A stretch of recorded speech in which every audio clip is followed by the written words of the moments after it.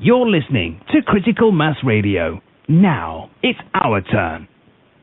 Aloha. Gaia Sophia Dreaming, Mike here. Much love and gratitude. Big on thanks. Bringing me home. Helping me tune in with the heart. And by doing this, we did it for all. Woo! Yes. Oh, yeah. Now, Aloha. Aloha. And now we get to watch what we've already done. We can fine-tune it and laugh a little more and love a little more than we already are. And that's a beautiful, beautiful song we sing. So thank you for reminding me. You're hearting me here in this land of beauty, love. Feet on the ground. Welcome home. You're here in the core. You transcended all illusions and fears.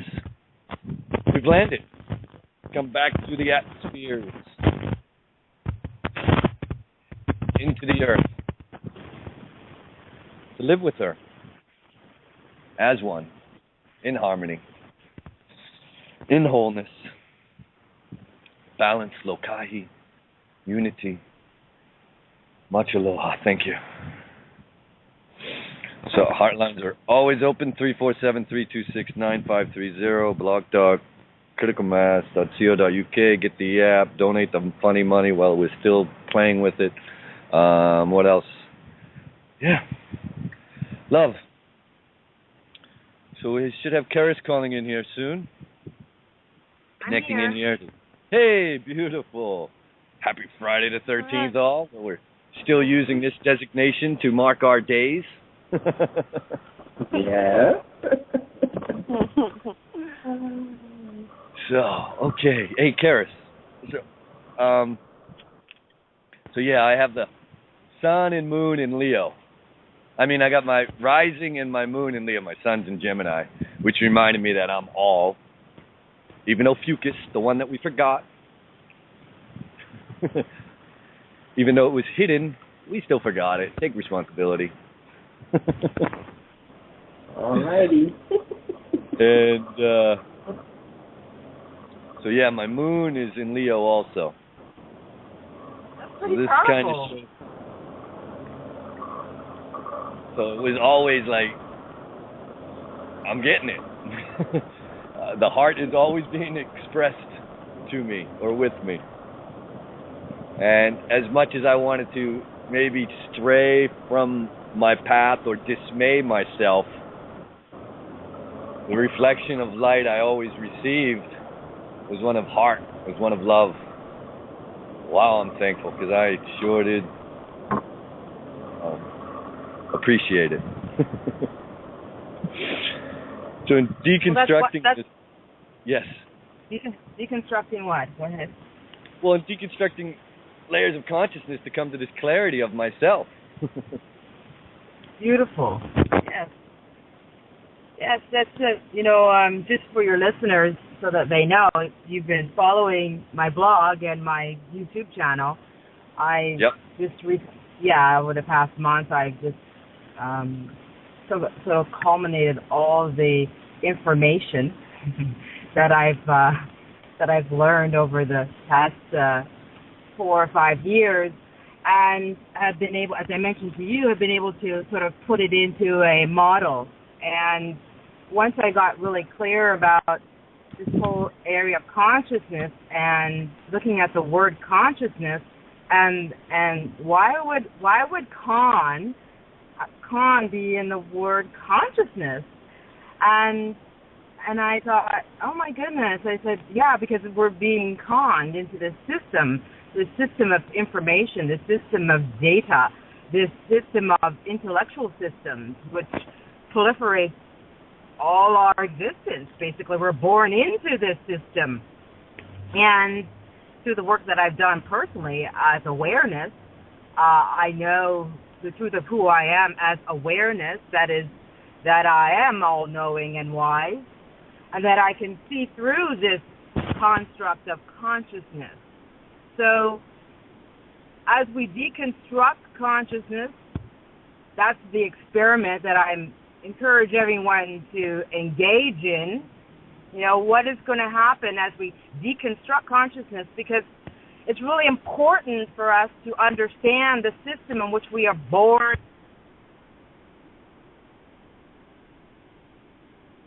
Okay, lost you there a bit. Let's see if she comes through. So yeah, this is Karis Alexander sharing the heart with us.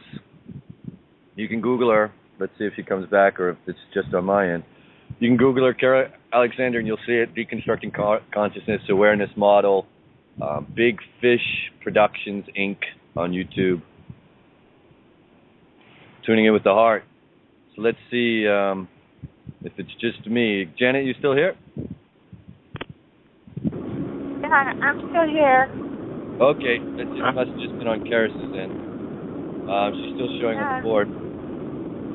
Let's see what's up here. I'm here too. You're here. Thank you, Alvita. She's about to bring it. Aloha. Aloha. Yeah.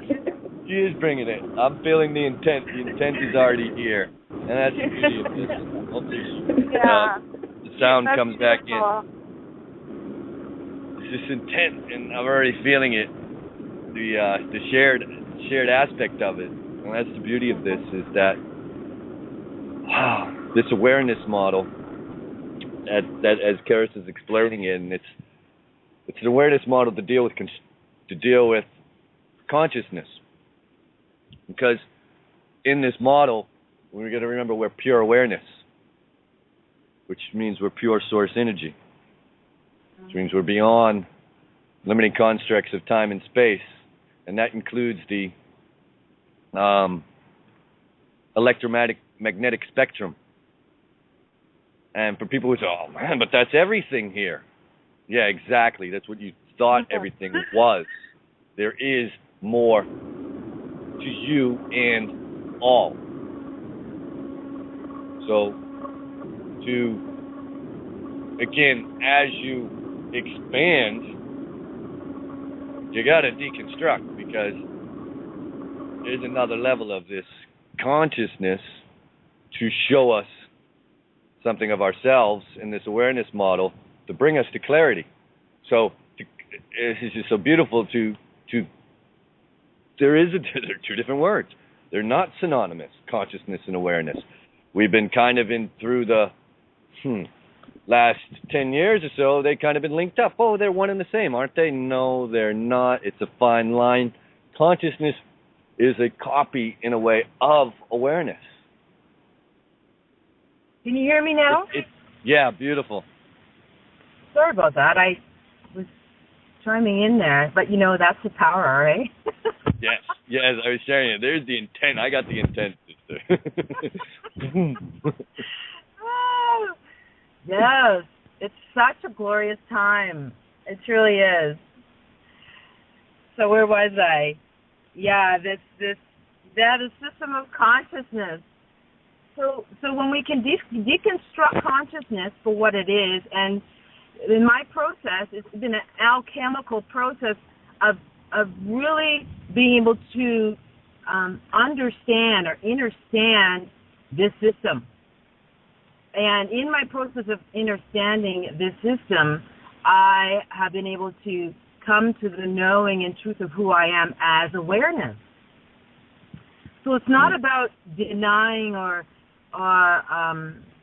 not wanting to look at the system and what's happening within the system, because it's impacting each and every one of us, and this impact that it's having on us is what's causing all the fear and the discordance and the anxiety that we are all experiencing. But the process is, as I mentioned, it's an alchemical process of deconstructing consciousness so that we can dissolve the fear. And when we can dissolve the fear, we can experience more of who we are as awareness. And when we experience self as awareness, totally coming to the understanding of this system in which we've been immersed in, then we have the opportunity to create. But we cannot create from a place of fear, discordance, anxiety, through our pain and suffering, right? We cannot. It's hard for us to create from that place. But when we come to know the truth of who we are as awareness, and that awareness is not consciousness, awareness supersedes this consciousness system. It exists outside of this system of consciousness that is this universe, right? So awareness exists outside of all of this container of consciousness, this womb of consciousness. And when we come to know the truth of that, when we come to know the truth of who we are as awareness, we come to see that this consciousness system is very minuscule in comparison to who and what we are as awareness, right? And then when we come to see our magnificence and the grand nature of who and what we are, then we can see that this existence, which we give so much value to, really isn't of that much value. It really is, the value is in the awareness that you as awareness are valuable, that you as awareness are worth being as awareness and experiencing this system of consciousness in a way that is congruent with the truth of who you are, and that this system of consciousness is a system that has been imposed upon awareness, that you have simply been captured and are being used through this brain-body construct, right? And the mind is not yours. The thought process is not yours. Thought is not yours. These are systems of consciousness that have been imposed upon you as awareness. But as you come to know about this thought process and the thought and the mind that you think that is yours, and you come to recognize that they are not yours, but you use them in order to have this experience through this brain-body construct, then you come to realize your true power is to take back your ability to think for yourself. Because unless you can think for yourself, you cannot create what you want. You talk about this new earth that you want to create. Well, that comes out of being able to think critically about this system that you are immersed in, about how you've been captured. And the real work, Michael, as you know, and as you are coming to understand, is to do that inner work. Because unless you do that inner work, and that's my mantra all the time, unless you do that inner work, you will not be able to escape this system. But see, the people don't want to do the work. That's the thing. People shy away from the work. Yeah.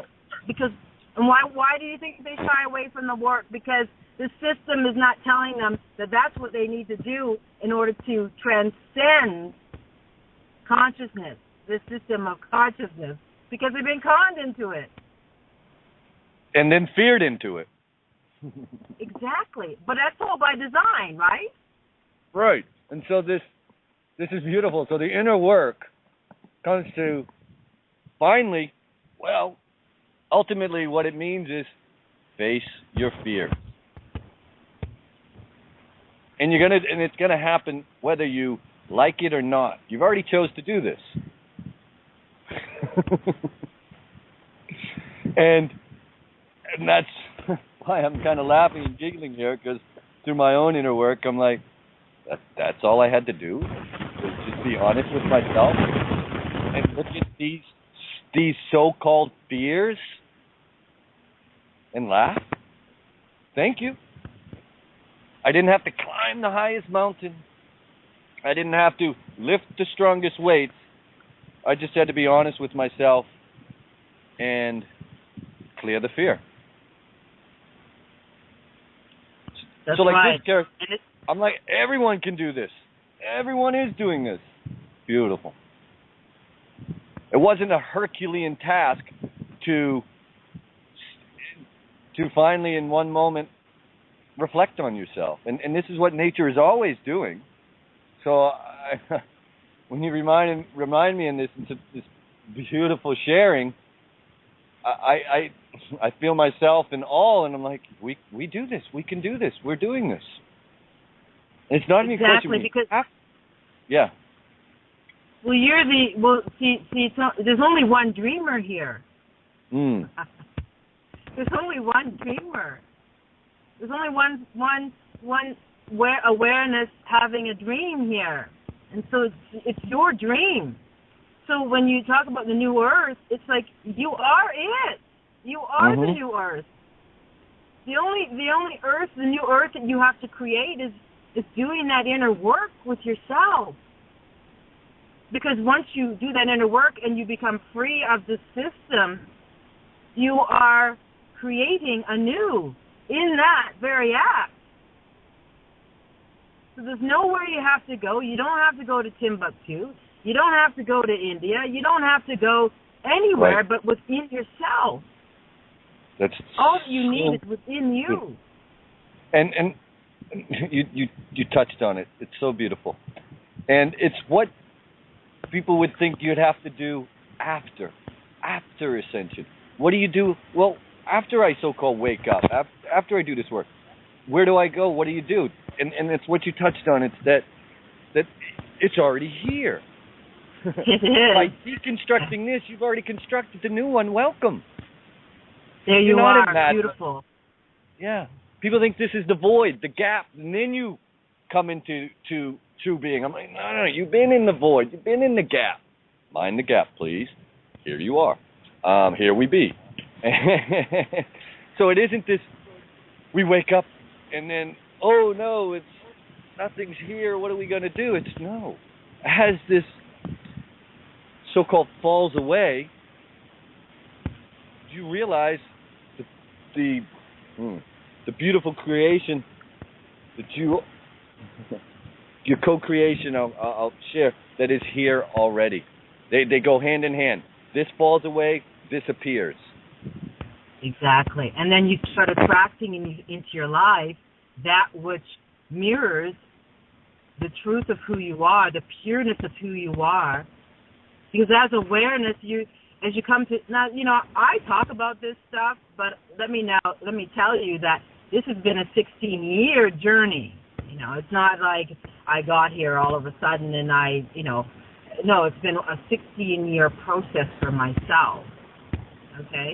And the catalyst for me, and the catalyst, I believe, for most of humanity will be, or for those who are willing to take this journey, is that what will be your pain and suffering threshold? Because we exist in a system which creates a tremendous amount of pain and suffering for each and every one of us.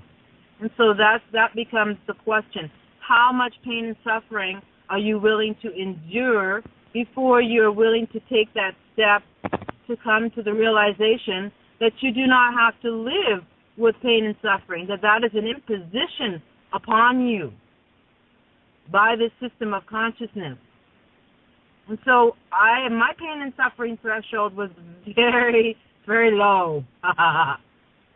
When I was 33, I had a dark night of the soul, okay? I had a dark night of the soul. And I was like, why is it that I feel good sometimes? And then sometimes most of the time I'm feeling shitty. Like, what's that? And I was like in the pit. And I just thought, and I started doing counseling, and I started doing, my own healing work and energy work, and one thing led to another. But what I found along the way, along my path, and it truly is a hero's journey to be doing this work, is that I started feeling good. And I would hold on to those moments of feeling good. And then it would just build upon each moment, would build upon each moment.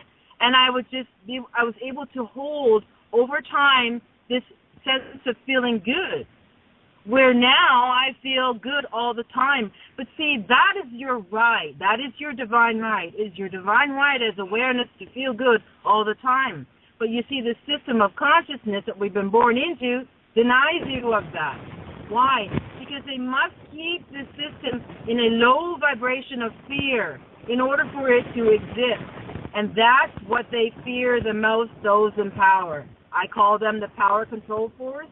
I always say you have to give new names or new words to what it is that we are experiencing here, because if we use the words of the concepts in which they give us, they have a spell on them. So I really encourage people to try to start developing your own language to dismantle the system of consciousness, because that will help you to break the spell that you're under. And so this system of consciousness must maintain a low vibration of fear in order for it to sustain itself. Because of the new energies that are coming onto the planet, it's raising the vibration of the planet so it can't sustain itself under these conditions. That's why we're having all this disruption. Because the power control force, those that presume to run this world, are fear that the system will no longer be able to sustain itself because of the higher vibration of the system. And because everything human, for some of us, is fading away. It can no longer keep us engaged.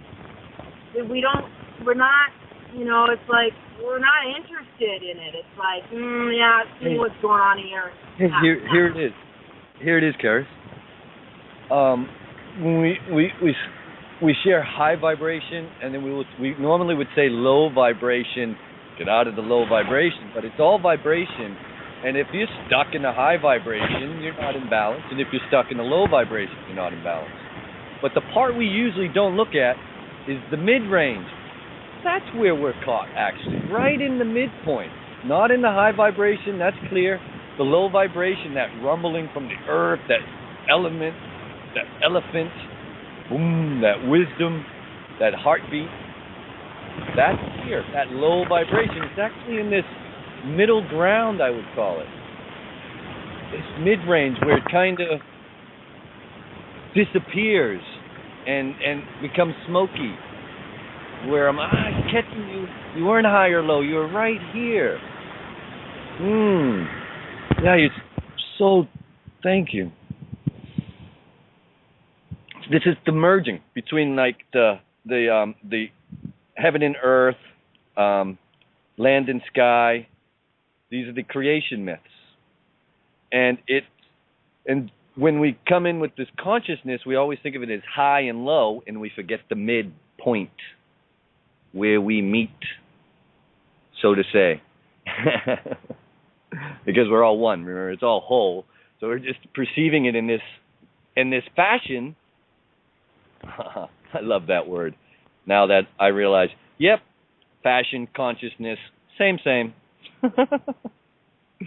People's ego run amok.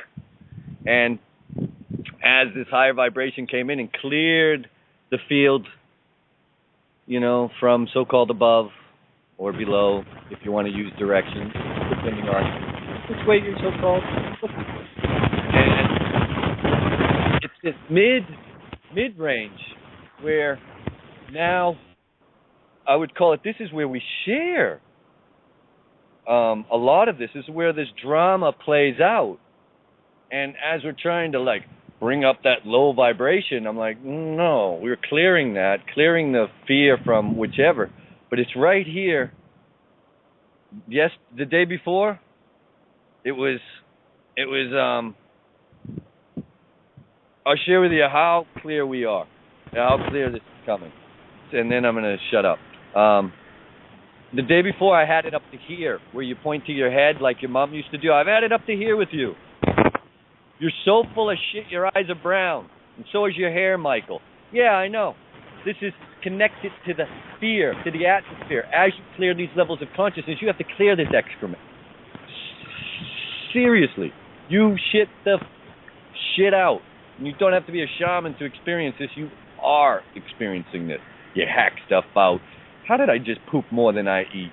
There's different ways. You're shedding the skin, this snake-like layer that creates that so-called boundary, or is in a perception way a boundary between so-called in and out. This is that midpoint. This is that so-called meeting place of the the merge.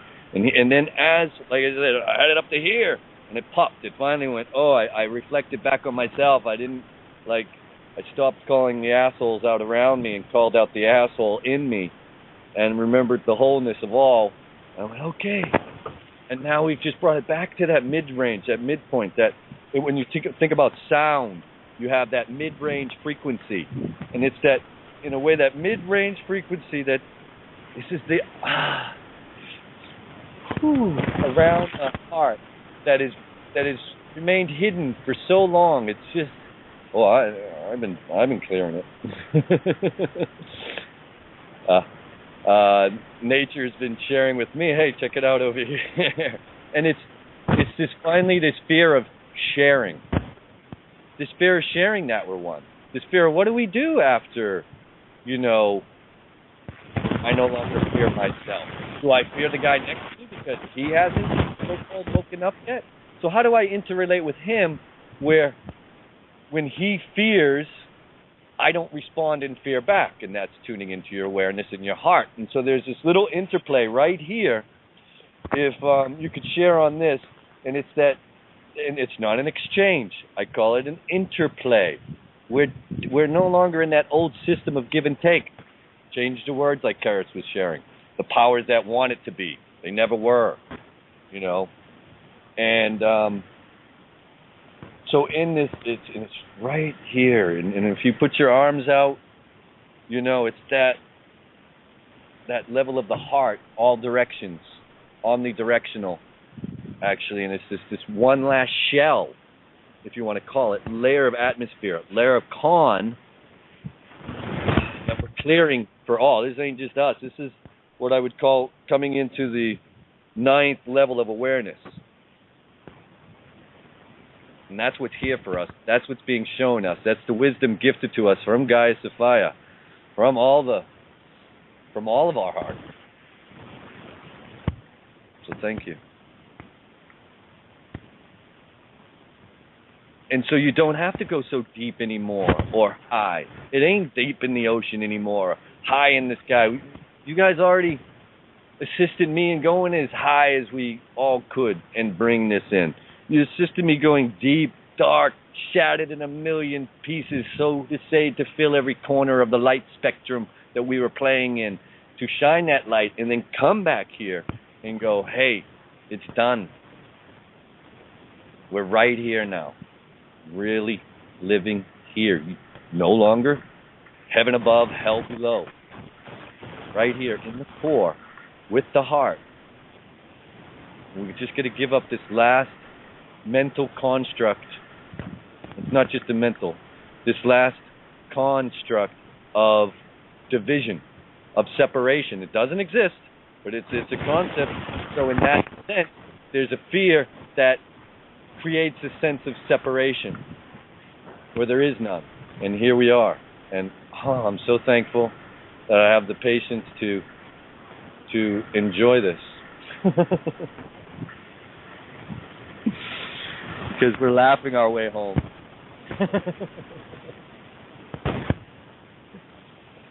Yeah, thank you so much. See, there's no fear. There's no true fear anymore. Only fear, the system can't pump it out anymore. It can try. But all it does is relate to the loop that was in your own program, your own thinking. And that's been snipped. You've snipped it in the bud, so to say, at the root. So it's no longer playing that endless loop. And here we are.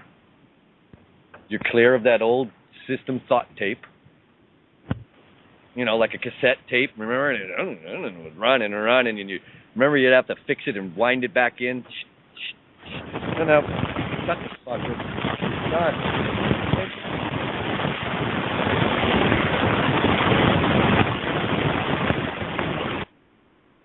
right. So, yeah, there's a lot of static on your end, Karis, or my end connecting with you. So let's clear this. And this is the mid-range frequencies that I'm calling it. And this is when you come home to the heart. This is the one that's connected with all. I mean, really clearly connected with all. And this is where the home is. Home on the range. Home on the frequency color spectrum range. You gotta tune it right in with the heart to transcend that limiting system of consciousness to really be here now in your true sense of awareness and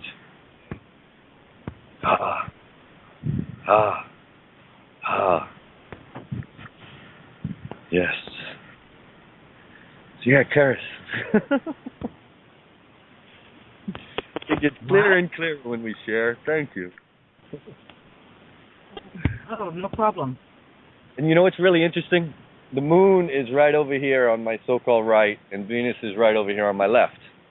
And at the moment, I have to lean back a little. I can see Venus. She's just popped out behind a tree. I have to look a little lower here because the moon's still a little higher in the sky, so to say. There's the moon.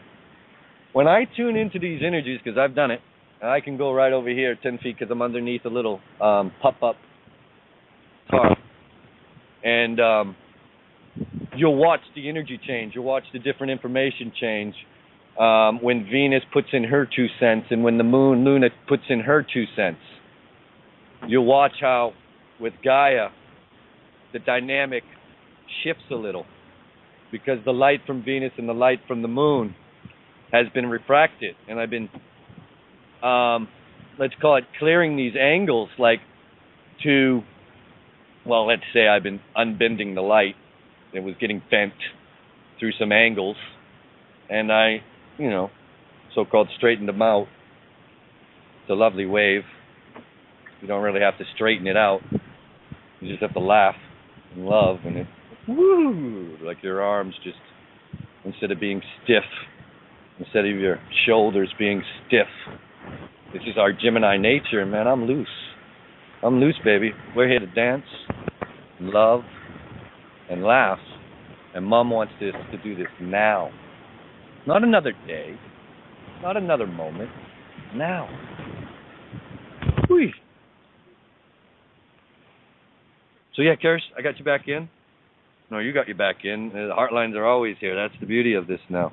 I'm like, I joked, Karis, before that I'm going to pick up a stick one of these days to remind myself that, yep, I don't shit. Heart to heart with all of you. I'm already doing it. We're already doing it. And as these levels of consciousness clear, we're realizing this. And we're having a heart-to-heart conversation now, and that's why I find it kind of funny. People are like, yeah, it's technology. I'm like, this is crap. Most of the time. Just has some distortion. But we know how to use it. Heck, we all helped create it. And but it's a lesser form of real technology, which is pure, let's say, pure being. In the sense that in awareness, you don't need this system of relay, exchange. You're already connected. So it's more like a pulse energy, that it's this ebb and flow of inner harmony. And it's here. It always has been. And Karis, and you're going out in nature, how much has this assisted you in just tuning in and being and getting, really clear with yourself and, and what's around you? Well, can you hear me okay? Yep. Clear. Yeah, I live in nature. I live off grid, actually. And beautiful British Columbia, Canada here. I live in an area called Castle Garden. It's just absolutely beautiful. It is a paradise in itself. But one of the things that I find is that as awareness, I understand that nature, this is just a perspective, that the designers, the architects, that design this universe, design both sides. They design the natural course of creation and they design the unnatural course of creation. And I know that may be a bit way out there for some people. So when I engage nature, I engage nature from the. You can hear me okay? Yep, beautiful. Okay. I engage nature from the perspective of it's a mirror reflection of that which I am, but again, it's not. And so it's I'm just constantly. It's the nature constantly reflects back to me who and what I am as awareness. But again, it's not the totality of who and what I am. It's an expression of awareness because it is awareness, the awareness that is me and you and all of us that has been used to create this system of consciousness, the natural course of creation and the unnatural course of creation. So I feel that nature is simply a mirror reflection of the totality of who I am, but I also understand that it's just a reflection. It's still smaller in context to who and what I am. So it allows you to see that when we experience nature and its grandness and it's very alluring and it's very seductive. Nature is very seductive. Let me ask a question here, and this is, I think, really key, because people are always like, Mike, the physical world's an illusion, and I'm like, when you shine your heart light and you see with that, with this light, what you're seeing isn't an illusion. It's this. Is it all that it appears to be? No. So that's your thinking again. In a limiting way, that's the illusion. And when I connect with nature in such a way, as you're saying, I'm like, this physical world that I'm feeling right now, when I feel it with, let's just say, the trees, the elements, the birds, the bees, it didn't go away. I'm like, okay, how did this not go away? If this wasn't real, I'm still here. I'm like, something's even trickier here at the end. And of this so-called boundary. And it's that physical nature has not been what we were once again taught.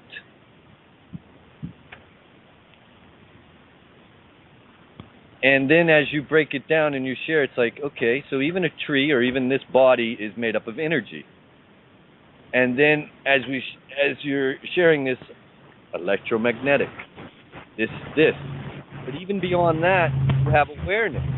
And I'm aware of the tree and nature. I'm aware of the heart of, it's one heart, it's all light. And free of, see, as we said, it was imposed. Part of it, it was an imposed illusion. So that you think you're looking at something. This is the thinking I'm getting at here. So here, and this is the big illusion on many things. I'm not saying this was with everything, but on one of it is you're looking at something, and it's really there. In the illusion, in the con is that it isn't. Mike goes, oh, that's just an illusion. That's not really there. And they're like, really? It's not there, and it's and that's the last con. It's really here. And the last thinking of it was to get you to believe that it isn't. And I'm like, ha. So right here at the end, people are going to be like, yeah, it's all an illusion. Even nature that's been just loving us all along. I'm like, no, it ain't an illusion. It doesn't mean that the so-called picture won't change. Oh, yeah, we're going to see even more of this heart resonance and how it shines from within all.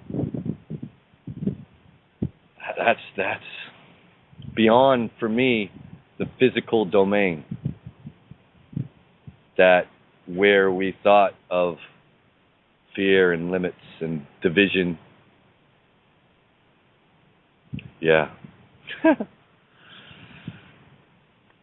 So like that kind of, what is the separation between so-called the physical world and spiritual? Because I'm like, oh, there isn't any. Like there's no separation between the dimensions in the sense that as your awareness so-called expands, you see the picture clearly, and then you recognize that the true source of that energy is not the false light spectrum of tones, vibrations, and colors, that certain tones, vibrations, and colors of a limited frequency band that we were playing in, that as you said right from the get-go, you're this way beyond this. And we're understanding to grow our magnetic beyond this fear that we were this limited being. Yeah. So, Karis, in this awareness model, how does this relate after a point with what we and what it is? It's that reality, actuality. Reality, which part is still the con? Actuality, which part is, you're accepting the truth and beauty of all that is?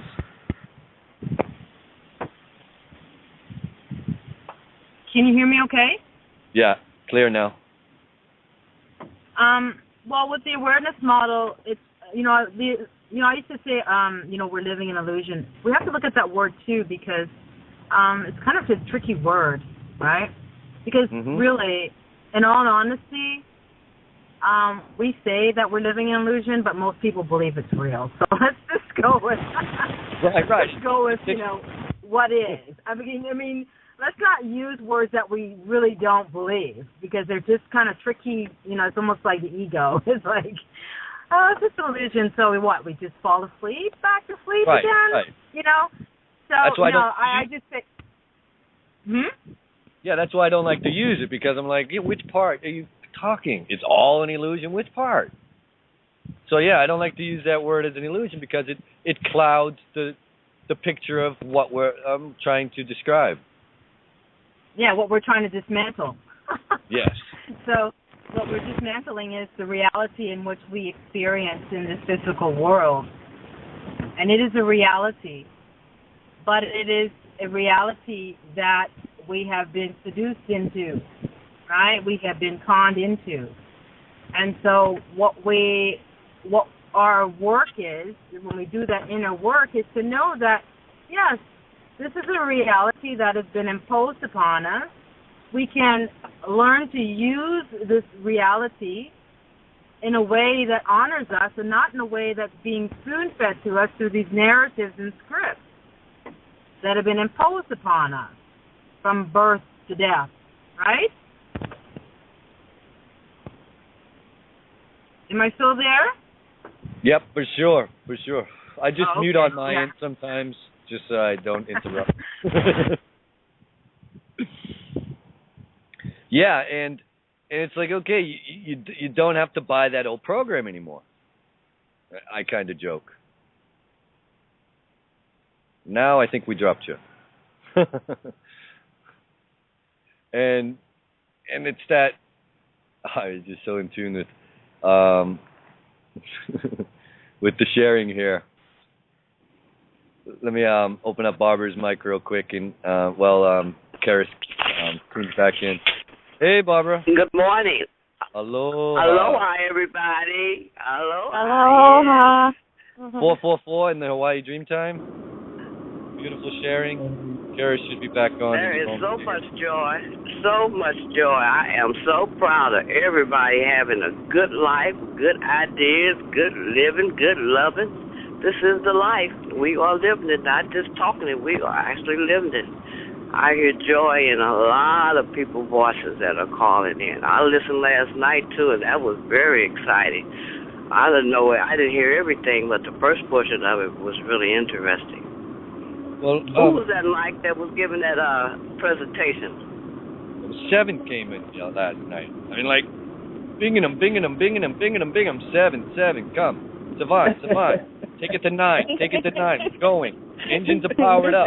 Come on. Tune in now in the White Dream Time. Look, I'm in right here in the core. Dude, I'm in the merge. Like, the afternoon, you ain't getting it. I'm not tuned in to that degree. Anyways, you didn't give me a heads up. But anyways, you really want to do it. Tune in here in the magic so-called hour. This is,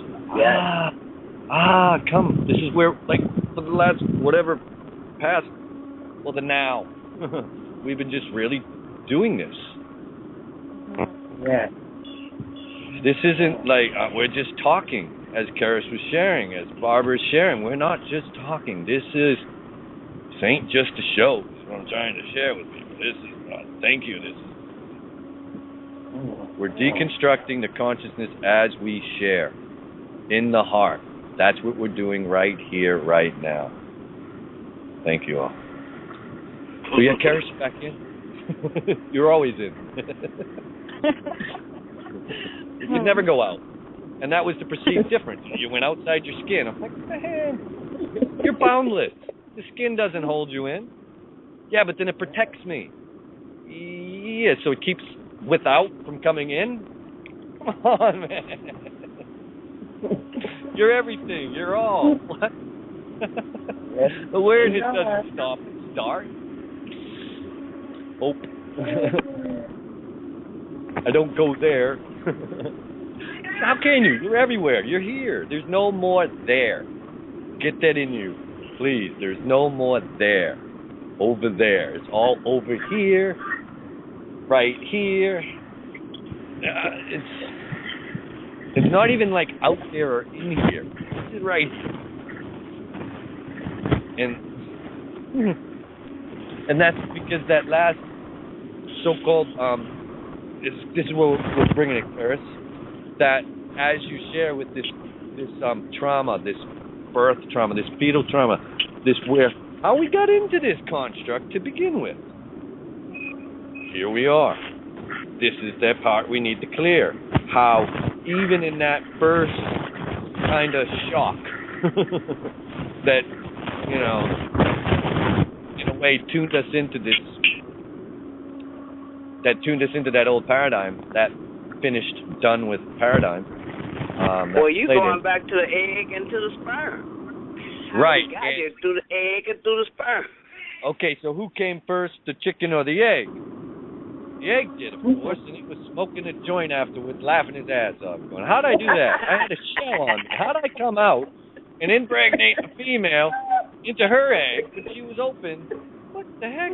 How the male was the pole going into the female, which is the hole, but when there's a creation and action, it's like, wait, the male's the egg, the chicken's the female. It gets flipped in verse again, and then it does it again, and I'm like, oh yeah, isn't this funny? And when you don't have fear, just here, we're going to be laughing at it, because your mind's going to go, swoop, swoop, yep, swoop. And, like on a mat. Imagine like on a wrestling mat, and the guy suplexes you one way, boom. And then it takes you over this other way, suplexes you the other way, boom. I mean, it's a joke. Seriously. And as Karis was sharing, we co-authored it. Both parts. So-called both parts. The con we experienced, and the true living to tune us into here. Where it's here. Core, the heart, the home. Like one tiny space? No, it's everywhere. That's the funny thing. You think the heart ain't small. You imagine as you go in, you got your heart here, this center, this you have this tiny allspark with your supreme being, this tiny spot, and let me share with you, as you can imagine, the tiniest spot in that tiniest spot, point, or that tiniest core in you, you realize that you are in the core. All is in the heart. Which is basically supreme being, God, source, is everywhere. You're never like out in the outer reaches of outer space, far away from source. that's how far away it sometimes had to be perceived by some to wake themselves up.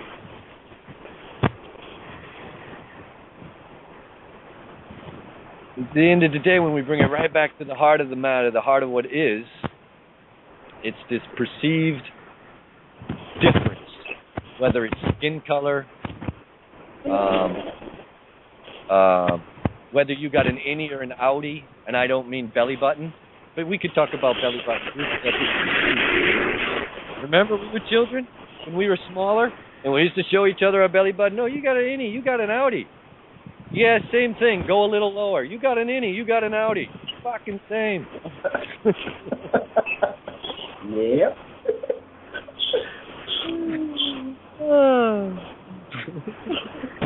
Yeah, Karen. Thank you. Thank you, Alvita. Thank you, Janet. Thank you, Barbara. Thank you all. Thank you, Mom. Thank you. Thank you. That was beautiful. Oh, wow. Thank you, Mom, he says. Thank you, Mom, for saying yes when Daddy asks. That what you're saying? Hi, Hawaii, Mike? Thank you, Mom, for saying yes. Yep. For sure, Barbara. And you are the gift. And I thank you, too, Mom, for saying yes to Daddy, because Mike is a jewel. He loves people, and people love him. So that makes him a jewel. Well, needed one at that. Well, Mike, who was this young man called Ben Fool for? I just found it got introduced to him a couple of days ago. Benjamin Fool, a guy named Benjamin Fool Ford. Yeah, you know what? If I had to think about that, if I was still, I have an economics background. I could fucking we already did deconstruct that whole business model, economic system that they're still reporting on. I'm like, shut the fuck up. Seriously. Yeah. And and here we are, and Kara shared with this. It's that intention when your parents, your mom and dad, in that act of conception, and then I don't just mean where their genitalia met, in that act of conception in their heart, their mind, their body, their soul, all that pure intent. Yeah. Was it love or was it tainted by fear? And I'll share with you, it was a whole lot of loving for me, I guess, Barbara, and thank you for reminding me. Because my mom reminds me, when I call her, I say, I love you. She says, I love you more, Michael. And I'm like, how's that possible? That's okay, right. There's an extension of her. There's no separation. There's no boundary. And when you're a mom, it's you called realize extension. It's extension. It's just extension. That's all. It's just an extension of her and him and Daddy. Right. So it's no longer. We're no longer in the womb. That was the last shell. That we're still in this perceived womb, like we came out of the womb, but we're still in this greater womb. And as Karis has shared, it's like that womb of consciousness, as we said, like that old paradigm. That old system of consciousness. You can see it as a womb, because in a way, that's what they create. That's we or they. We. I'm going to accept my responsibility. I still sleep in the womb position. When I sleep, right. I still sleep in the womb position. So here's the deal. When you transcend the fear, you transcend the womb, because you're one. You no longer need that protection. That's where they talk about what is that co-creation here in the so-called womb. That's the placenta. And this goo, I'll call it, this cosmic goo that this is what I was sharing with you, that we all swim through within, where there's no more, I'm sharing with you, there's no difference between the water and the air and the sky, because they're made out of, this is that loving amniotic, what is it, amniotic? It's the so-called fluid womb. It's where it's all this merged in one. It's love. It's love fluid, I'll call it for the moment. And there's no separation. Now, when we are no longer in this idea of fear, we are no longer inside a shell. As we're no longer inside a shell, we're no longer in a womb. We're boundless in this act of, and it's not even an act anymore. We're boundless in this being of unity. Yeah. That's where we're at right now. Thank you.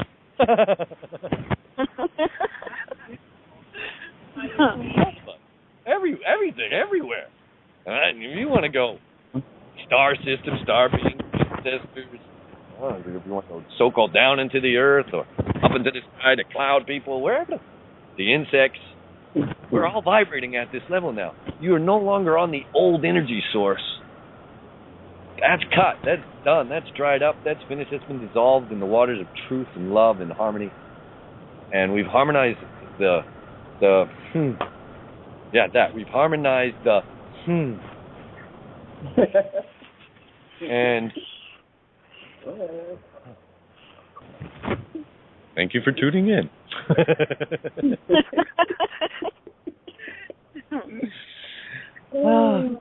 So, Karen,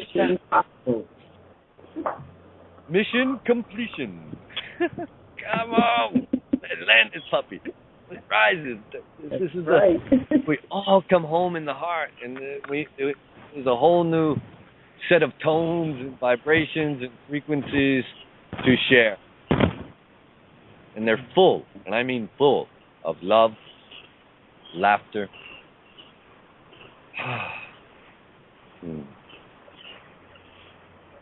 So thank you for tuning in with Gaia Sophia Dreaming. I'm going home, and that's right here. So I'm right here. How can I go home? I'm here. Where can you go? I'm home too, mate. Home is where the heart is.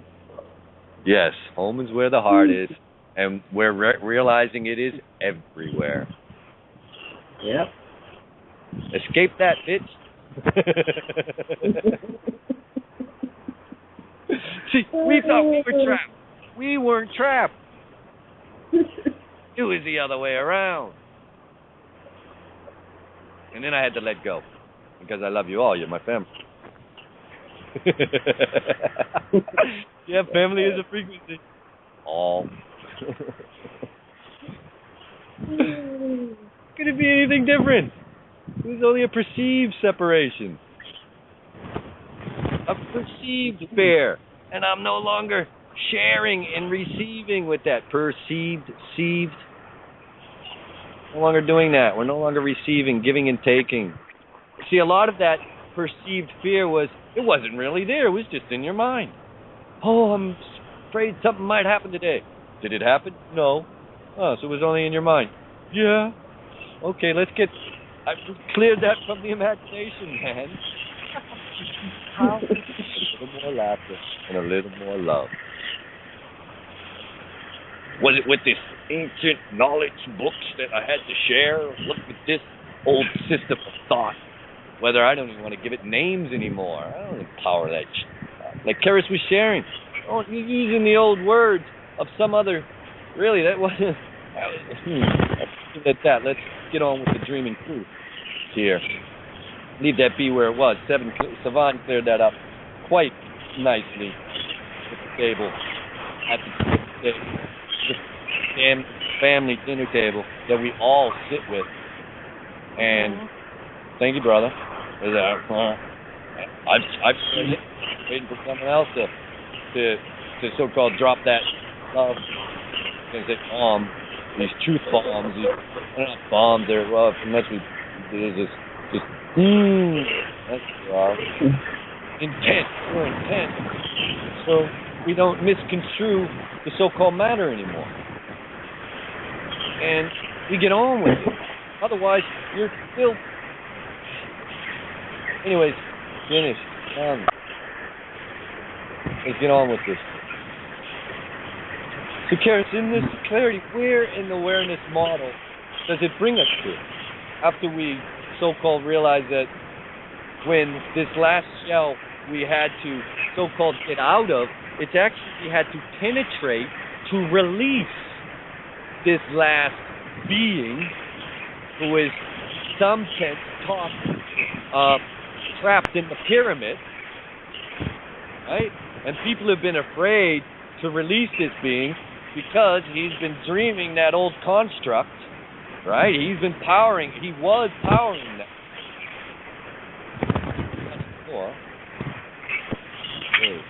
Powerful imagination also. Well, we were talking about the egg, and we were talking about the egg and the sperm. I was listening to one of Savan Bomar's Supreme Human Being, and he all down in the bottom of the sea. He said, we got to go to the bottom of the ocean to find out some for real beginnings. And did it. It's all to the surface. If you look now, most of what you see in land, most of the rocks, most of what you were was under the sea before. What does this mean? In a sense, it means there was no separation between the sea and the sky. How could there be? The water left. The flood, where'd the water go? Well, it's frozen in the ice cap, so to say. No. Didn't go anywhere. You're just perceiving it as different densities. Oh, this is lighter, this is air, this is heavier, this is water. It's all clear. This is fire, this is hot, clear. It's the art of these elementals, and they're all clear. They're not subject to the light spectrum. The colors of the so-called rainbow and the white and the black that they bookended. We're at 9 and we bring that home. Seen it right. What are we looking at here? We got about 52 minutes. No, 5:02 in the Hawaii Dreamtime. Thank you. What else can we do? Please, someone share. What else needs to be done? That's what I'm here for. That's what we are here for. What do you think? Where's the problem? What's the problem? And deal with it. Inside you. It's clear for all. Look, my mother, get this straight. My mother doesn't have to solve this fucking jinx we've been under. That's why I'm here. So quit thinking someone else has to do it. No. You do it. We do it. The ones who hear this call with the heart right now. Don't turn around and say, hey, you guys got to do this. No, we get to do this for all. And then we get to live in harmony with all. Because no more fear. Call it what you will. Love is here. That's what Mom is sharing. Yeah, because we wanted to know the experience and feel it, and we have. So now we get to go back to where we started. Yes. Your love energy. Yeah. So it's really beautiful. Karis, you back in. Oh, good. I think she is. So here we are. Yeah. Can you hear me? Yeah. Now I can. Yeah, so here we are with this conception, which is beautiful. And I love what you are getting through the awareness model, Michael. It's beautiful. And that's why I like the awareness model, because we are engaging in an experiment. We don't know what's going to happen, because it's this whole idea of deconstructing consciousness. I don't know that anyone else is doing it. So it's like it's on the leading edge. So we don't know what's going to happen, but yes, all starts at conception, right? Mm-hmm. So and you know, it's kind of interesting when you think about it. You know, if the power control force, those that presume to run this world, wanted to control, they're all about power control. If they wanted to control humanity, how would they have to do that? Would be at the very beginning, conception. Right? Right. So, yeah, when you think about it, right, it's quite brilliant on their part. And so when we come to realize this, and we come to realize that every aspect of our experience here in this physical world really is a representation or manifestation of the womb, that when we can do our inner work, when we are able to process our own trauma of birth, and that's, that's a huge undertaking for most of us, but I know for myself it has been a very freeing experience to identify what is this energy that I am immersed in that seduces me and propels me to be attracted or sexually attracted to individuals on the external reflection. That's what keeps me seduced into this system, is this sexual energy, which is a part of the whole conception ritual, right? So it's this sexual energy that keeps us seduced within this system. And so the power control force, those that presume to run this world,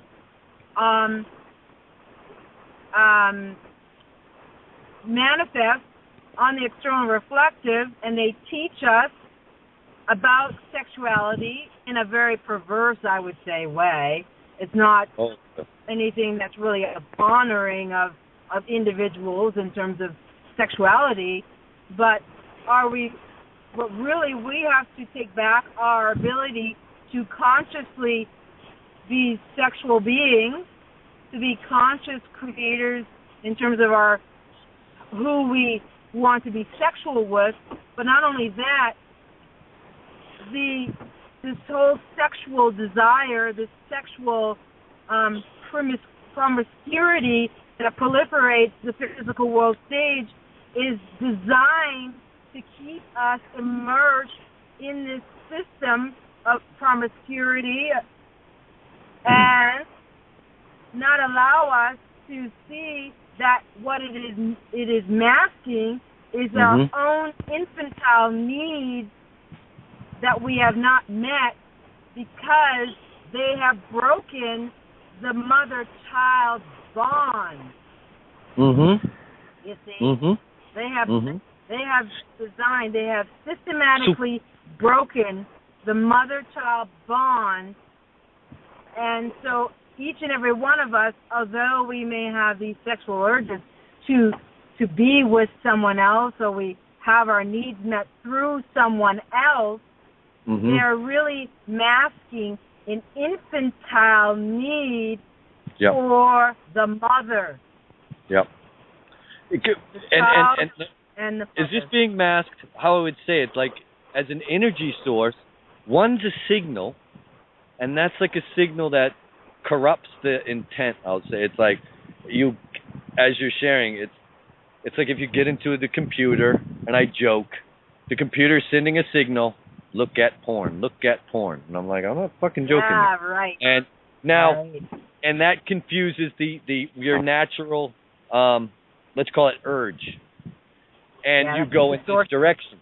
When you feel the pulse, this is the organic, this is the natural, I call it. With the heart, it's a pulse. And this sexual, we'll call it sexual energy for the moment, is one of love. It's one of union. So it isn't from this electric signal where it becomes one of, well, as you were saying, it gets corrupted. It's one of exchange where you give and you take, you suck and you know what we've been messing up for so long. Wow, sex got a bad name because it's a feeding mechanism. Yeah, it's a feeding mechanism. It's a parasitic. Yeah. Parasitic feeding mechanism. Yeah. Predatory mechanism. Right. Yeah, and I like the other animals' ways of mating. I like that's one thing I like about being an animal is the way that the other animals they mate. They hit and run. Some of them develop families. Some of them don't. But I like I like that hit and run. activity, that talking sex is a good thing, but I like that animal instinct. Yeah, Barbara, it's that idea of, and it's beyond animal instinct, because we thought it was this lower level of vibration, and it's, as you share with the words hit and run, it's more of that coming together in union and so-called parting in union.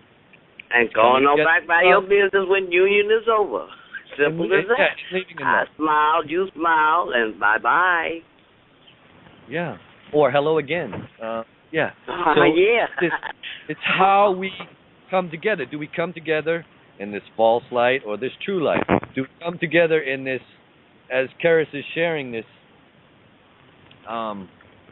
this energy that is kind of been imposed on us and masking how we do this naturally. So it's instead of one penetrating the other and then the other swallowing the other and then the other penetrating back and forth and then swallowing, penetrating, and this way, it's this divine interchange or interplay of sharing. It's not this intraction extraction anymore.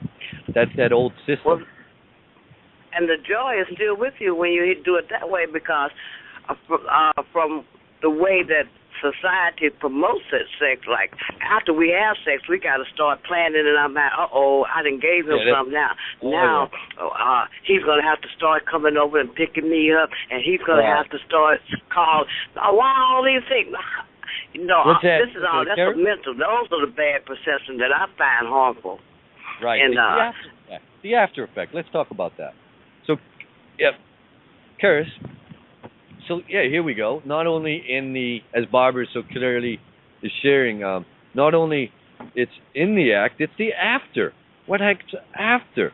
Do we now, as Barbara says, go into this more of that fear-based program, or do we tune into the heart sharing that you don't have to, go negative, so to say, or, I don't know, just run this. It almost came with the program. Oh man, I mean, it's to see the program for what it is, though, Michael, right? And Barbara, right? It's to see that it is a program that we are immersed in. This energetic system. Now one of the things that I've come to realize as awareness is that I'm beyond any type of energy.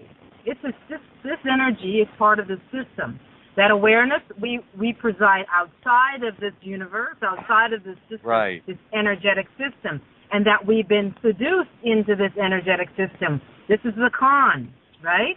And so when we can correct our sexual energy, that is, in how we use it, and not misuse it, and with all the expectations that come, with all of the act of having sex with someone, that when we can consciously become conscious of the fact that we are in this existence, sexual beings, and that we are misusing that sexual energy, but that is by design, because we are seduced into and manipulated into using that energy, because that's the energy in which this whole system is like what we are living within. It's created everything here. Right. This so sexual this energy. Right. And so we need to shift from using that old fuel source that created that sexual dysfunction to that eternal perpetual energy source, which we call, in your heart, which does fuel all. And then you don't go into this, I'll call it sexual distortion or function, where we're like trying to extract energy again. Exactly. So we're dismantling. Yeah, that's the whole dismantling of this matrix. When we can reclaim our sexual energy and bring it into balance, so that we are not feeding off of other people, right? Because when we're in this energetic exchange, and it happens in all aspects. And I think that maybe we can touch on this more, go into this more in depth in another sharing. because I'm going to have to leave very shortly. But it's a great area to be focusing on, because this energetic system that we're in, this womb, this system of consciousness, is based on sexual energy. You know, the male, the proton, and the electron. So when we come to understand that that's the basis of the system, the proton, the electron, and that everything starts at conception, when we can reclaim our awareness of the fact that the physical world system is built on the premise of seducing humanity from birth to death through this whole conception principle, and we are able to transcend that and clear our own infantile needs, then we no longer will be seduced through sex in order to get our needs met on the external reflective. Yeah, and that's whether through food or sex, just the consuming, just like thinking we need an external energy source, whether it's the sun, whether it's air. It's this idea that we need something to power us. And when we clear this, we realize our own infinite source. Yes, so it's our addictions, all those addictions that we are addicted to. That's what keeps us seduced in this system of consciousness. But anyway, I'm going to have to leave. Sorry. No. Beautiful. And I thank you so much for allowing me to be here, but I definitely will come on again if you're interested. I'd be more than happy to share again. So I thank you all for I look forward to getting to know you better, and have a beautiful day. Thank you, Karis. Aloha. Thank you. Aloha. Take care. Aloha. I love that word, wholeness. Beautiful. Wholeness. Yeah. Wholeness. Yeah. This beautiful sharing we're here. Because this is what I'm sharing. We're doing it in the now. This isn't that we're talking and no, we're dreaming truth into action now. And this is the reality of what's up. And I'm not in one way looking to reach. We've already reached everyone. This is I've shared this. The heart is tuned in. Everyone's been reached. Why? Because nature is connected with all. And I'm connected with nature. So we're connected with everyone. and in this way, it just needs a few of us to really, in a sense, understand what comes next and know this. And I joke, laugh it in. Laugh it in. That's the kind of the power source that tunes us into that, infinite power. It's that laughter that we're coming to as we peel back these layers of consciousness and really clear the fear surrounding it. Then we truly laugh. This isn't a descriptive journey through fucking hell, people, that some people seems to do when you share these old books and written knowledge like it's the source. Fuck me. No, not anymore. And serious, I gotta vent sometimes because I'm just reminded of some of the stuff that's been, dumped on the table recently. And, one of the brothers and sisters had to come and clear it. And we're here.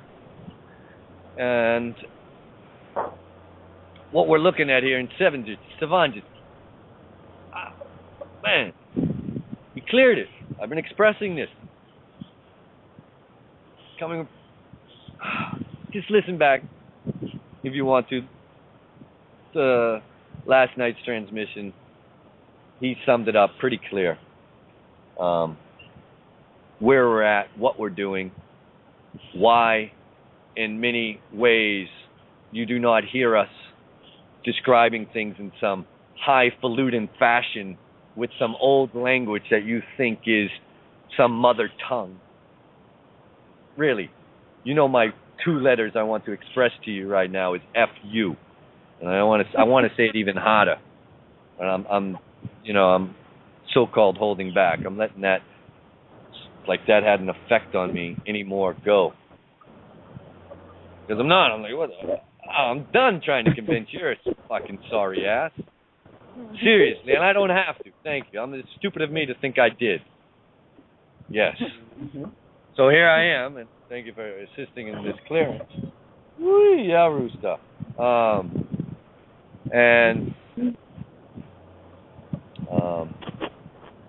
Here we are. Look, this is the mothership connection. Let's get down and funkadelic with this. Oh, yeah. Man, I'm so ready to dance. You think I'm broadcasting now. I'm like, I didn't even want to do a show. This ain't a show. I just need to connect it with a few of us to remember who we are. And now we're on the mothership. You've always been on board. Yep, the mother and child reunion. And watch what comes into play. We get to experience this. Me love. We're gonna dance all night. We're gonna party to the morning light in Hawaii. We're gonna dance all night. Go, Mike, go. Break it dawn. To the break of dawn.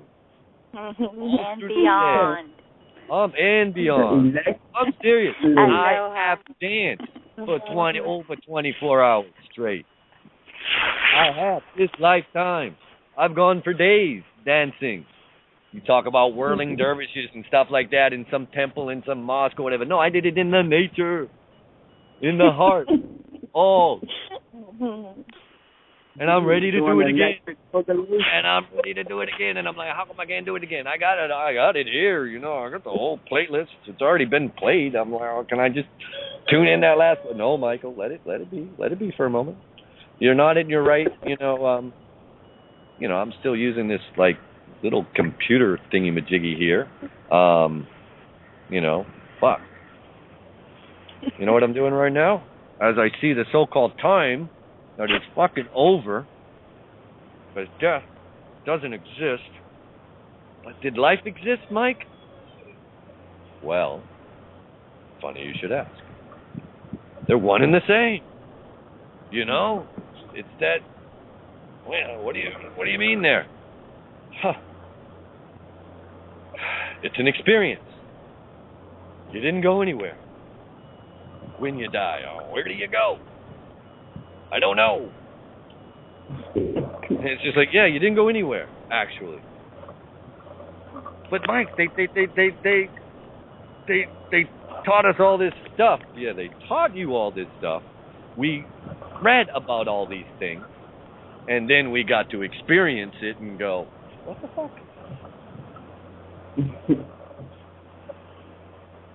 Man, that's a lot of complicated, convoluted bullshit to explain what is and what is actually happening. And thank you, Rooster, for backing me up here. Did you hear the rooster crowing behind me? Or behind me, like even that sense over here. And with this, what I'm getting to is this. It's a group force. As Seven was sharing, he can't power this up alone. He's like, man, I'm waiting. I'd like to hear a person talk about what he went through. And I'm like, Seven, man, I've been trying to bring you. I lived that for seasons upon seasons. Mike, how could you do that, man? Most people only experience it and they never come back. They're crazy. Just like you said, you just returned 1 week ago.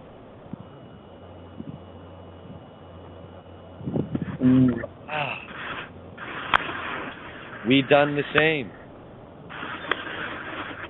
We had to finally realize I wasn't crazy. I just had to realize if I continue to try and explain this to people, they're going to think I'm fucking crazy. And then I might start acting more crazy. And then it just gets all messed up again. Right? And so that's where this silence comes into effect.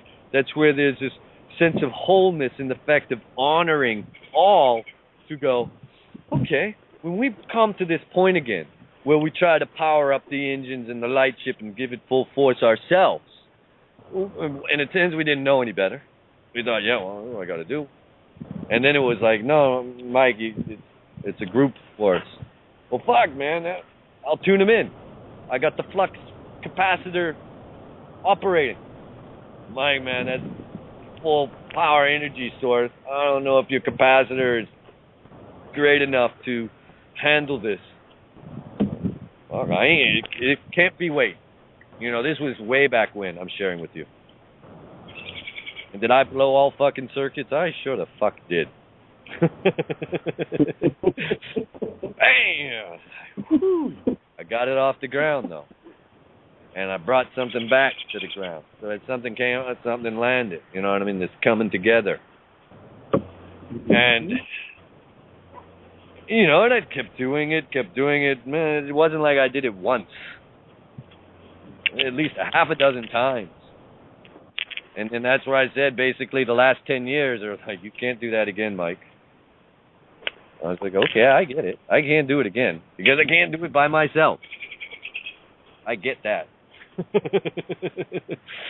We tried, and it wasn't because we aren't allowed to. It wasn't because it's not possible. It's because it was beyond just me or you doing this. It was about all of us. No separation, remember. So what's the use of me just flying away and so-called leaving everyone behind? That's fucked up. Where am I going to go? I've been awake before dawn for so long. Playing. Who's going to play with me? Finally, I had to do this show to get some people to play with me. Tune in the heart in the dream time and go, guys, we've been doing it. I need some of you to so-called wake up and do it with me. And now we are. And you're seeing this vision of reality, of imagination that is coming with the heart. Isn't it Mike speaking? This isn't even Gaia Sophia. We're sharing. All of us. It's truth inside of us. That it's not just inside of us, it's all around us when you open your eyes. Also, true heart, through the limiting construct of the old reality, light spectrum, that you're no longer, in a way, locked in. Your attention isn't phase locked only into that band. We're infinite, remember. And here we are. Thank you. We all is. Love, love, love. What are we looking at here? Okay, give the number out, 347-326-9530. Critical Mass, Blog Talk, Skype, hit one on your dial. Fuck, you're here in the heart already. You high this morning, Michael. Yeah, we're here, and I'm like, okay, guys, this is a group force. I just need a little more tune in to that energy source within you, and you're going to see the ship's light come on. It's like we're in a sense, we're not in a room. Like people would say, like a holodeck. You know, you go into the holodeck, and you'd go into maybe like a room, like in Star Trek, you'd open the door, and it was in this compartment, right? That was the old reality. We've stepped out of that box. Now we're into the true actuality. And I'm like, this is the motherboard, people. We're here. We've landed. You've landed. There's no separation. We've landed. I don't know how to say it. That stays on my mind daily when you talked about that little red dot. We're here. You see that red dot, Mike? That stays on my mind when you say we're here. And when I always think of you when I say, oh, let's get on back to living again. I tell people all that. And the twinkle of an eye, that's nothing new, but I mean, it just sounds so real when you told us, we could do it in a twinkle of an eye. So how does that twinkle of an eye work? How does our vision change to tune in with our heart? It's the pulse I'm sharing with you.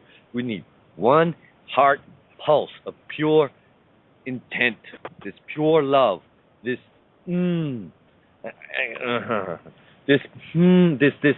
as we were saying, this true sound of me, and that which is that full expression of the heart, and with that tuning in of that energy source, that pulse, that literally boom, twinkling of an eye. That's what that twinkling of an eye happens, and our vision opens up beyond that limiting band of frequencies and colors of that spectrum where we only see from here to here, and we so-called don't take in all the rest.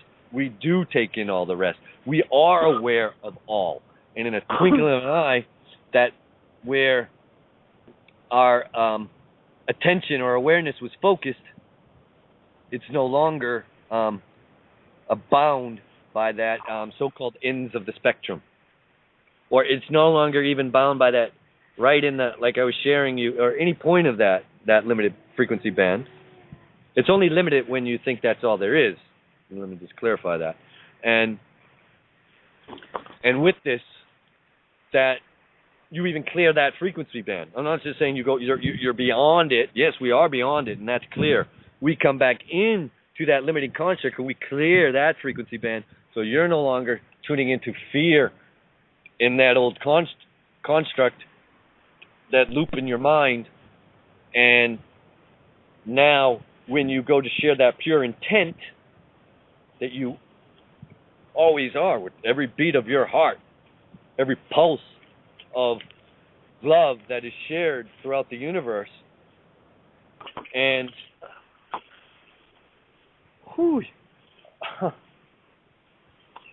you get my drift?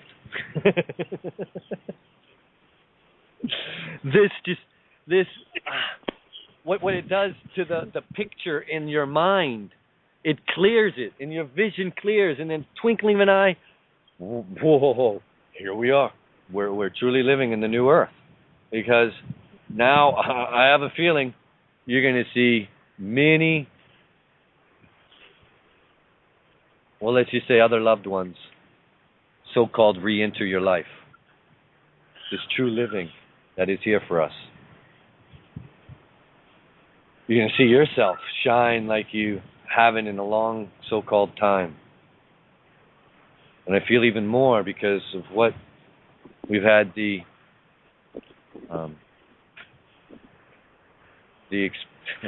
loving, I'm going to call it gift, but the loving sharing that we got to experience.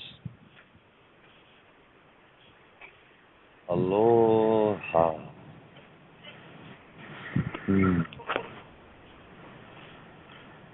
So how do we do this? We can talk about it now. We've deconstructed the consciousness.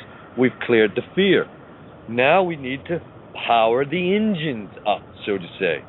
We need to power the source so the lights come on. Mm-hmm. So in the so-called hologram, we truly see each other and realize, oh, here we are, or here we be. And this is how we interrelate. We're here.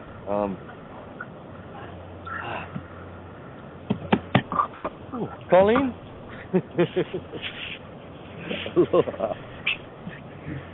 can you share with us here for a moment? I'm gonna take a walk and move over here for a moment. Yeah, Janet, can you share with us? Alvita, Barra, yeah. Yep, I'm picking up what you're throwing out there, Mike. That's so beautiful, and I just feel so happy. Thank you. Yeah. This is an electrical cardio version today. This is defibrillating us. Oh, I'm like, look, I'm ready. I don't just mean you coming to Hawaii. I don't limit myself. Look, I'm in such a place that I find it quite actually miraculous when people show up here. Because we're in the core, and on one so-called level. And then a level, it's like an inner. You go inner, and then you see it outer, and I'm like, huh. And this is where I was saying, as Barbara was sharing, this is everywhere. I've come to, in one way, one of the most isolated points on the planet, she reminded me that this is everywhere. So in the sense that Barbara's like, yeah, we're going to come to Hawaii and dance, I'm like, oh, this is everywhere. When we really say dancing in the streets, everyone dancing everywhere, because the whole inner earth, you say inner earth, it wasn't that, you had to go inside the planet. That was how we kind of convoluted things. You already are in the core, because it is everywhere. Wherever you be, there ain't somewhere else.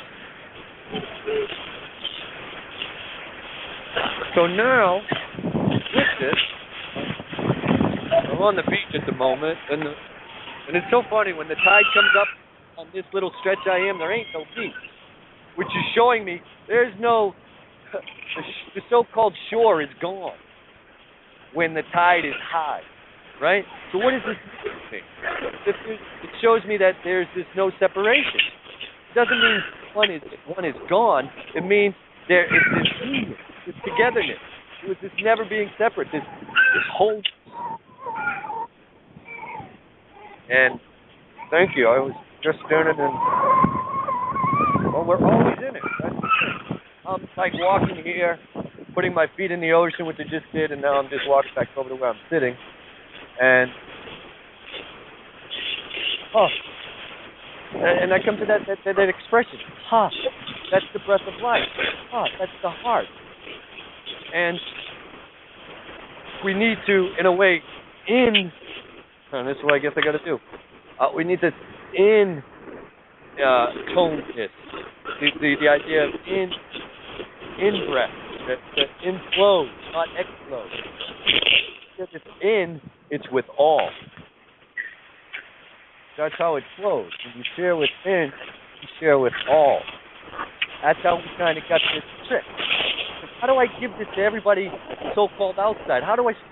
You're already done it inside. That's where you know it.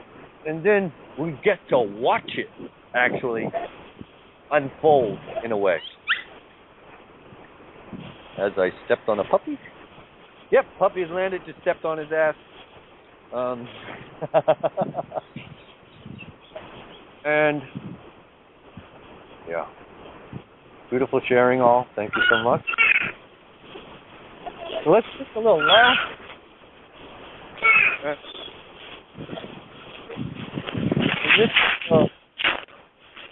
This is the love that's here.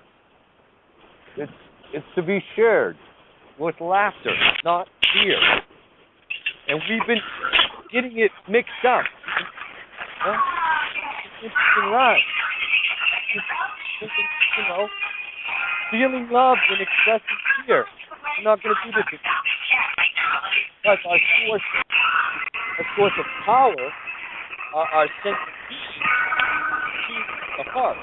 As it's attuned with the heart, is the earth. There's no difference. The heart is the earth. we're beings who came are the earth is,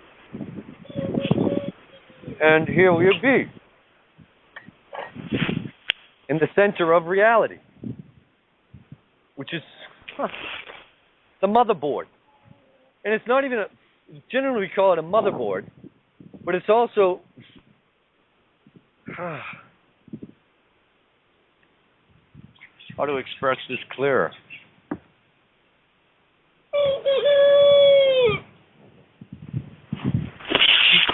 He just did.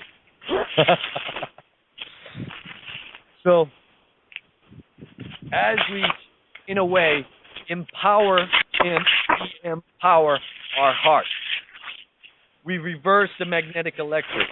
We go electric magnetic, and we come back into where our, you know it.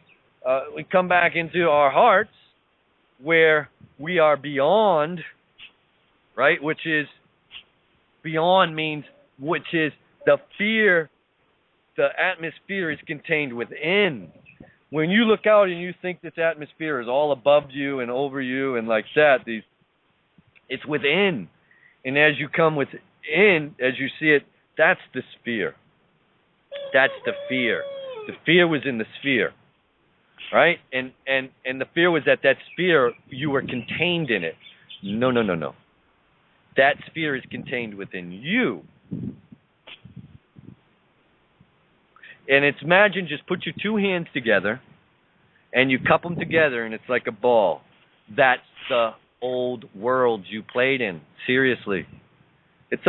I'm not going to talk in terms of size, but in terms of size, it's similar to this. So if you can imagine your whole body just as it is, so it's about the size of a baseball or tennis ball. And it's actually quite smaller like that, like a little super ball. Like one of those bouncy ones, and it's more of that size. And we thought that was the whole, and we were contained in it. And we're like, it's the opposite. We're the all, and we, in a way, stuck our awareness in there and played this consciousness game. And as we so-called come out of it, or clear ourselves from it, we tune back into the all. We tune back into here and realize, wow, what you thought was the world, this big thing, was actually like really quite a small thing. That, well, I'll leave it at that. It's you're no longer empowering this old system of construct and blowing it out of proportion. And thinking that it is the all. Like, no, it isn't. And when you collapse that, in a way, that frequency field, you collapse that energy into itself, you see it for what it is. It's like,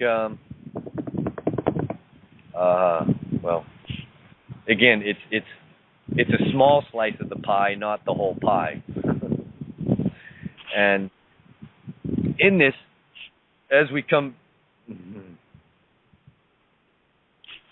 well, what I want to get at is how we empower. We hear a lot of these words about empowerment, but I'm talking not empowerment of the self in the sense that how do I make myself better or more successful, because that's usually how it's shared. Like, this is what you're supposed to do with it when you so-called empower yourself. And I'm like, no. When we empower this, it's to empower it for all to have what this is. How else could you? I mean, be anything else is when you realize the interrelatedness of all. That there is no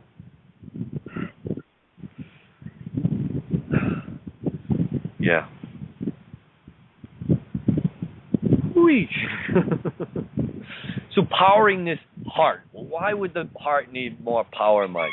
Why would this mothership need this energy, this group force to, in a sense, bring this into being?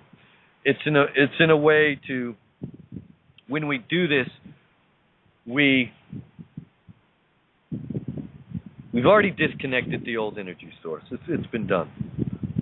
And when we do this next part, as we were sharing the other day, is when, in one way, when people see your wings, like if someone's like, Alvita, I see your wings. It's not empowering Alvita. It's empowering the person who sees it. Alvita's already charged up, man. She's already full power. Yes, when you recognize that, in another being, you're going to recognize it more in yourself. And that's true empowerment. That's the sharing of love energy. Not to say, look at me, it's look at you also. Look at me, look at you. Not in fear anymore. Oh, you're better than me. Or how can I be this? It's like, oh, wow, look at the beauty and loveliness of me and you and everyone. Oh. So, yeah. Okay, I'm resituating myself like I was doing the other morning.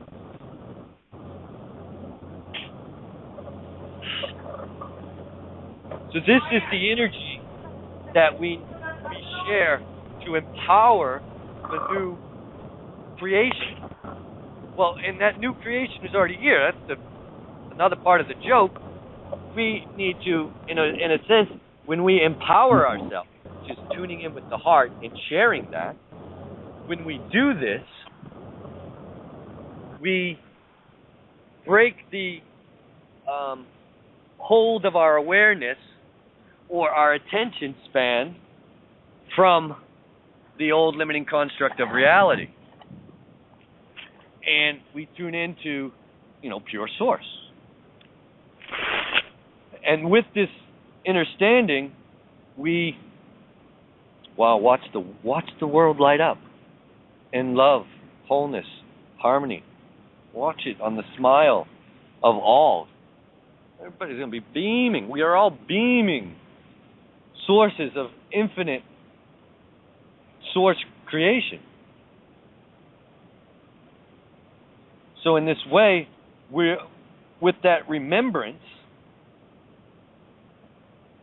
we transcend the old limiting construct. We transmute our dependency on that false energy source, and we remember our intimate connection with pure source.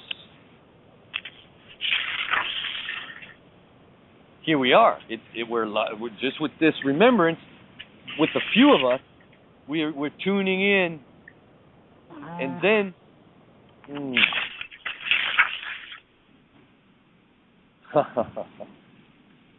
how do I share this clearer? Or how do we see this clearer? Well, with this, then we have the eyes to really see what else is here. Michael. And when we see what else is here, hey, aloha. When we see what else is here, wow, it's like when you see people see an act of love or an act of kindness, it really shines a new, just on that simple act, you see such a big change. So imagine seeing that something wondrous happen and realize that this is you also, the impact, so to say. Not the impact, the flow of pure love, that pure energy that is shared now. Yeah. Is that Lori? Is this Lori? Aloha. Lynn, I keep getting you to, I don't know why. It's okay. How are you doing? Aloha. Aloha. I would like to pitch in. You're talking about other people telling us things about ourselves or vice versa. Mm-hmm. And I've had, people tell me some pretty amazing things about myself. Mm-hmm. And no, it didn't empower me. It didn't empower me. I'm okay at this point. It's right. Like I'm this physical being out to prove to myself that I'm a spiritual being. I've yet to have those spiritual experiences. Mm-hmm. But in my knower, yep. I know, that that we are. So having somebody tell me that, like I say, didn't empower me. It just kind of gave me a little bit more hope to keep on keeping on. The really useful stuff for me was guiding me in the direction of learning to love myself more, and practical hands-on things that I can do to get on that path to be able to see those things. So I can relate to what you were saying about that. It didn't empower me. It helped a little bit, but not a whole lot. It's like, right, okay, you see that, but I don't. So, well, this is what's happening. Until you this get is what there. I'm sharing. Why haven't some of us seen it? And this is what I'm talking about. Some people do see it already, Lynn. Right.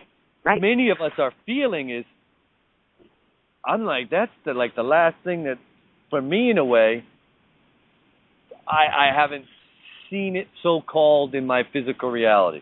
I'm sensing it like a wow, big time. And all these other ways, I'm like, here it is. I'm like, just what? Now I get to see it. Where others see it, but they might not hear it quite clear. Sure. Right? We're just not seeing quite clear yet. And as we truly empower ourselves, which is just tuning into our heart and realizing our infinite worth, our infinite being. That's it. I'm not saying anything else like you got to do anything. When you tune in your heart and realize this, we're empowering ourselves now to realize this vision of the heart, which is here. There you go. I also see, Lynn, where you could not be getting empowered from what other people tell you about yourself, because of their credibility and your eyesight may not be justifiable for them to give you, that's their perception of you. But just like you said, you don't necessarily have to feel as though it strengthened you because they gave their perception. That's where the mirror comes in. They see you that way, and you flash in the mirror up, reflecting it back on them. Like you may see me that way, but that may be how you are from your own perception, for you giving me that perception of myself. Yeah. So as we're sharing, don't think without again how it isn't happening, and then clouds your whole picture. Because then you forget how it, in so many ways it is happening, just this part isn't quite clear yet. And then you realize, oh, is that it? Yeah, for each and every one of us. We kind of have that last so-called reflection of self to laugh with. And that's that last layer of fear we're sharing, that last so-called layer of fear. That where you think that last shell, in a sense that you placed yourself under or in,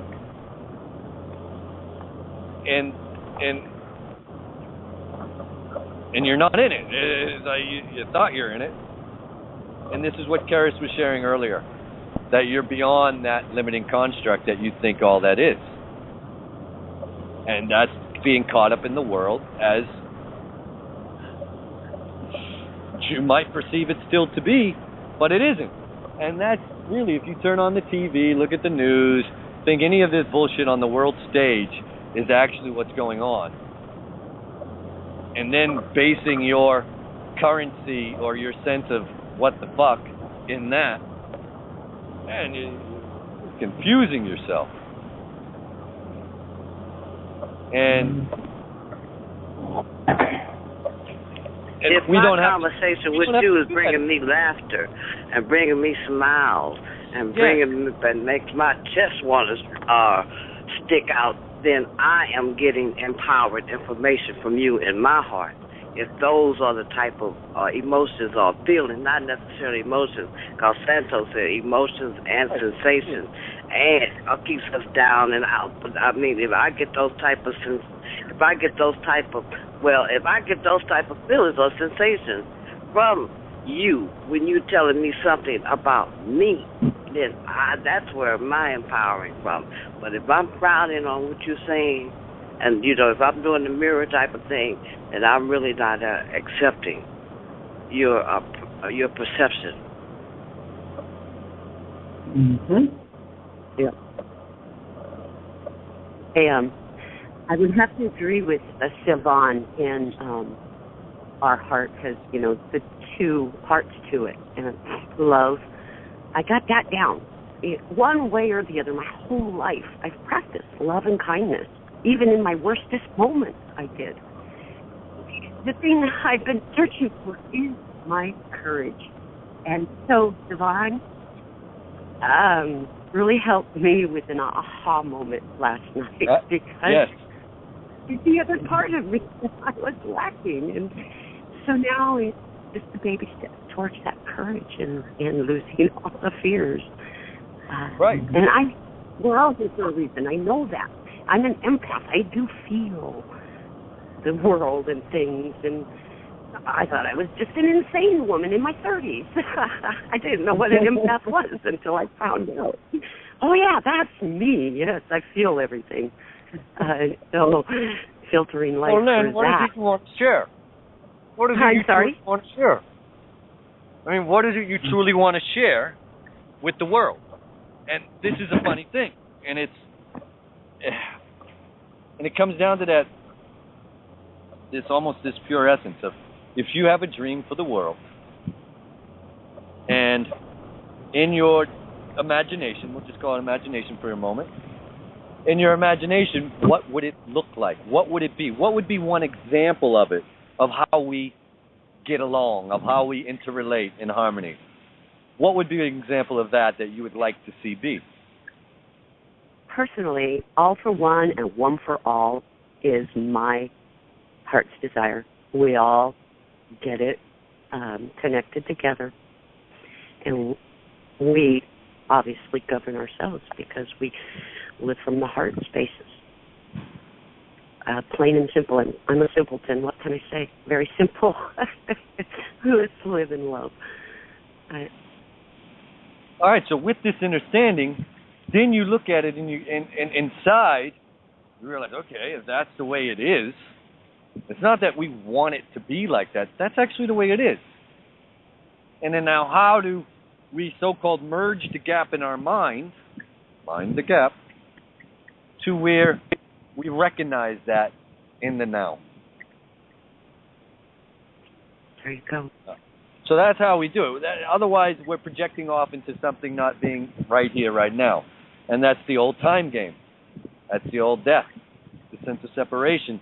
Even if we just, and that's the courage to realize with the heart that this is shared now and actually is what comes into being, what we get to see. And we're no longer doubting our imagination. We're no longer tuned into the fear to doubt our imagination, our dream of what we want to share and live with all. Like you said, one for all for one. Freedom life, all is self. This is just not some wishful thinking I'm sharing here. This is how you want it to be with all. Let's do this. To have the courage to go, yeah, I'll share that dream with all. Well, how do you do it? By expressing your intent that that's what you want to live. Not maybe. Not someday. Right here, right now. Perfect. Greg Braden spoke of a native friend of his going to pray for rain, and he stood there for X amount of seconds, and his friend, the native, stood there, and quickly was done, and Greg questioned him about that, and he said that he pictured it as though it were already here. Right. And that was his prayer. So there we are. Except pretty much what you're talking about. Yeah. Exactly. I don't know if you shared this story earlier or somebody reminded me of it, and now here you are. It's that, as you know, as that story goes, as got two puppies wrestling under me, he knew, right? It wasn't like I'm wishing for it. It was this other sense of, you explained it so clearly, that it's a different, I want to say, way of tuning in. And it's recognizing that you're not separate from the so-called elements.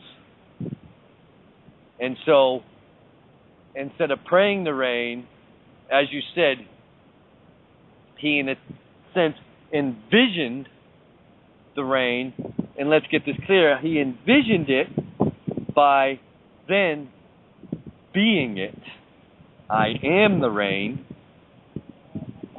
and it rained. Right? And then we use the word, then it rained. No, it didn't. Now, it didn't just rain. This is what now we take it to that next, in a sense, level of introspection or clarity. Because in our description of this, let's say the after effects, we, excuse me, many times we would then, in our description, put it back into the old system of describing, and we disempower it. It's just the rain. Now, in being the rain, and water is here, this rain, this water, now how would we describe this? Would we say now it's raining? No, I wouldn't. I'm like, how could it be raining when we just said it's that guy over there in tuned with all, and he's water now.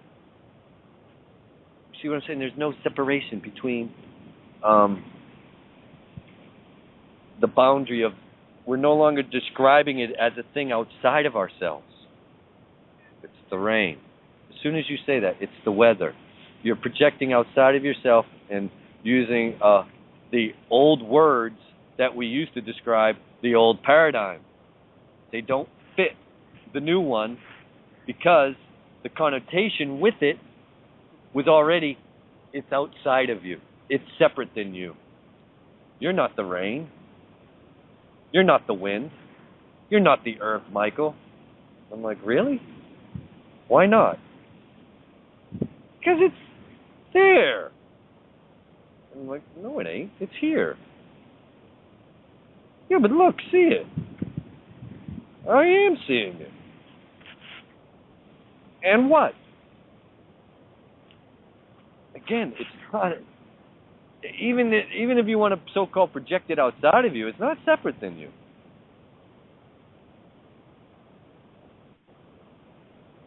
So yeah, much love and much gratitude all for tuning in to Gaia Sophia Dreaming. We already went into the rollover, and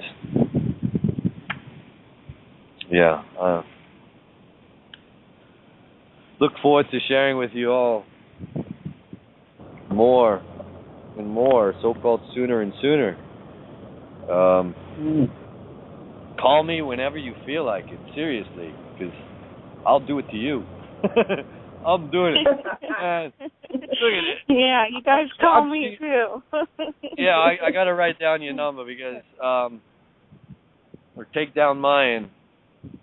Because what's happening is we got the show, so-called show, Monday, Wednesday, Friday, right? And I don't, as you know me, this is just a way we designate the old system of consciousness. We're not even really describing what's truly happening in the nature of reality right now. But I'm going to use these words, Monday, Wednesday, Friday, like today's Friday the 13th, aloha. And Really? We're still using these old words in a sense to demarcate a reference point. So as I'm in a way referring to like, let's call it tomorrow, the next day, that when I'm not so-called having a show, right, or doing a show, man, I'm up. It ain't Mike sleeping in now. It's the weekend. No, I'm up, and I'm ready, and I'm in the dream time with my eyes open, going, guys, quit flying around in the so-called astral realm when the work is to do right here. Then we get to fly really again in all our being, not just so-called in my separate body, the astral. No. Come back over here. It's all connected, even with your eyes open. Otherwise, well, I won't get into that yet. I don't think it's necessary. But when we did it, we were projecting. When we were coming from that way, we were still projecting from our spiritual into our so-called physical. We're not doing that anymore. It's not coming from so-called without within. It's coming from within to within. And if that makes any sense, this isn't going outside of you. And when you go inside and you go into your astral body, I'm like, well, where does this leave this body? Outside? No, it's still within. So this last layer of so-called skin is the core. It's so-called the last layer where you forget that you're boundless and infinite, and everything you are perceiving right now is also.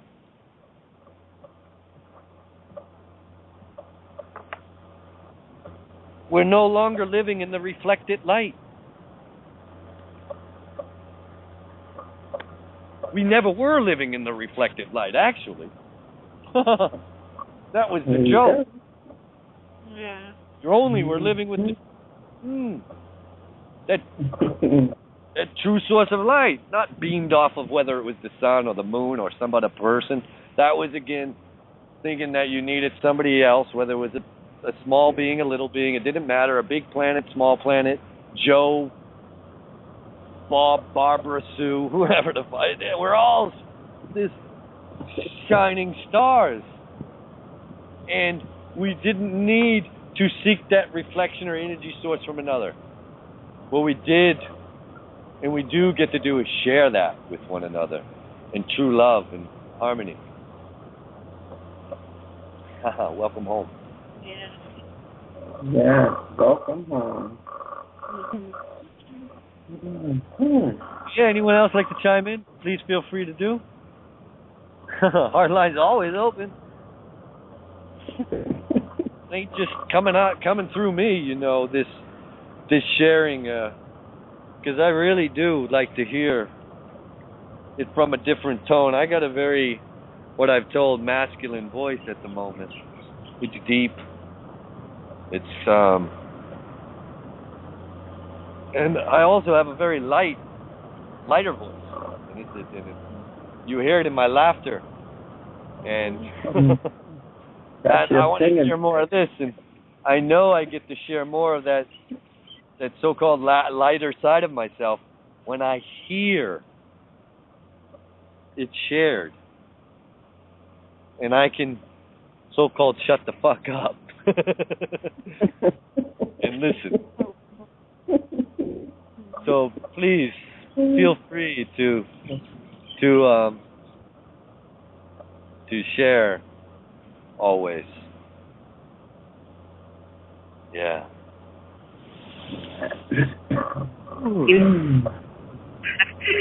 Wouldn't you agree? Okay. May I? And thank you. Yeah, please. I'm going to shoot. I'm finding my courage. All right. Yeah. All right. So my MO in life has been isolation and withdrawal. And so I'm stepping out of that. And for me to share is difficult. It has to do with fear. I'm not going to I am stepping out of that fear. I really do. I just want my family to know that I love you, and I'm stepping out. I'm reaching out. I'm reaching out to you for help. Oh, my goodness. That was like pulling a tooth. Wow. Oh, I'm hugging you, Lynn. I totally feel you. And you know, I've had the same thing, so that's so beautiful, and you share so well. So good. Thank you. This sense of fear. Oh, my goodness. I get it. And I get you. We no longer have to hide in that shell from the rest of that. When you said shell, I went, yep, I've sheltered. I've said for a long time I've been sheltered. Shell. Have a shell around me. Yes, indeed. No longer. That shell is fading to dust. Yep. I know we all have our purposes. Even me. Oh, my goodness, even me. I have a purpose here. So here I am, and thank you for being there for me. Well, You hear what's happening right now? The wind is blowing beautifully strong right now with this, Lynn. I feel you. The wind is the wind. Nature is, spirit is expressing strong right now. This wonderful. And since I'm really like, all right, I have to look up. Oh man, I'm gonna post the photos finally. Shan Man has been assisting me. My brother-in-law, and when I show you where I am, the channel that I'm between Molokai and Maui, and I show you what comes through here every morning, every dawn, and you're gonna love it. We're loving it. Because then I'm like, okay, Mike, show other people. This is for you to share. And when other people are going to share, you're going to be like, all right, yes. Because, just so beautiful. This, what you're sharing, Lynn, that is it. That letting go of that last layer of fear that you had to have protection. There's shelter, there's protection, like a turtle. Like to hide in, because is it clear yet? Is that shit storm over yet? You know, has it stopped raining fear? Yes, it stopped raining fear. Yeah. So we can come out, and it's just like, yes, woo, spread those wings. Yeah, she's ready to play now. She's gonna come to the playground. Yeah. Oh, shoot. Yeah. And feel free. I'm also always around, and I've got my cell phone on me a lot of the time. So anytime anybody feels the urge to call, feel free. So here's the interesting thing that I'm coming to. How many of you guys are so-called on a computer or on a phone? Well, the same fucking things, just one smaller. Yep. But how many are on a phone? Lynn, you're on a phone? I am. Janet's on the phone. Alvita, you're on a computer now, I'm on right? Skype. Yeah. You're on Skype now. Now you came to Skype like me. I'm almost wanting to get a phone again so I can actually go walk out in the ocean, because right where I am, I can actually go out about so-called 40, 50 feet. And I got a swimming pool here. It's beautiful. Oh, man. Yeah. I can feel the waves. It's right here, and it's. Oh, I might go jump in here any moment. And if I have a so-called, phone with the iPhone with the water protection, man, I'll go swimming and do the show. Because why I'm going to go do it, and this is I'm like, man, the ancestors are right here, man. They're like, Mike, come in the water. I'm like, yeah, Mike, come in the air. We're right here also, Mike. There ain't no separation. I'm going to be, like I'm sharing in this galactic goo, I'm going to be diving so-called through the water, swimming through the air, and you're going to be all right. And you're going to hear this other beings also. You're with us, and thank you. So I'm using the so-called computer still to share here, and I'm like, man, I got this other thing. And anyways, I don't even actually, like I said, I'll do it with a stick to remember that I actually that so-called technology to tune and share this loving. I don't need a piece of anything. I am it. I am the transmitter. I am the receiver. So are you. We all are this. Yeah. And whoo, I'm ready. I got a little more clearing I feel to do. Maybe there's some intestinal shit still stuck in me, but I'm ready to take some more medicine. And whatever you got to do. There's some pure herbs. Have a day out. And take a day in. Maple syrup, lemon or lime, and what's that other one? Cayenne pepper. Just bang that in one day. You don't need anything else. And some pure water. If you can't get like what Seven's sharing that with all, just by putting it into his system, into his body, he's sharing us that pure water with all of us. And he's sharing that level in. And brother, I hope you tune this in because, man, I know it. I'm feeling it. Come on. And so I'm sharing with you how that is shared with all. I'm that flux capacitor. Many things. We all are each of these so-called, if we want to use these terms, how we share this. And in that purity, okay, tune me in here.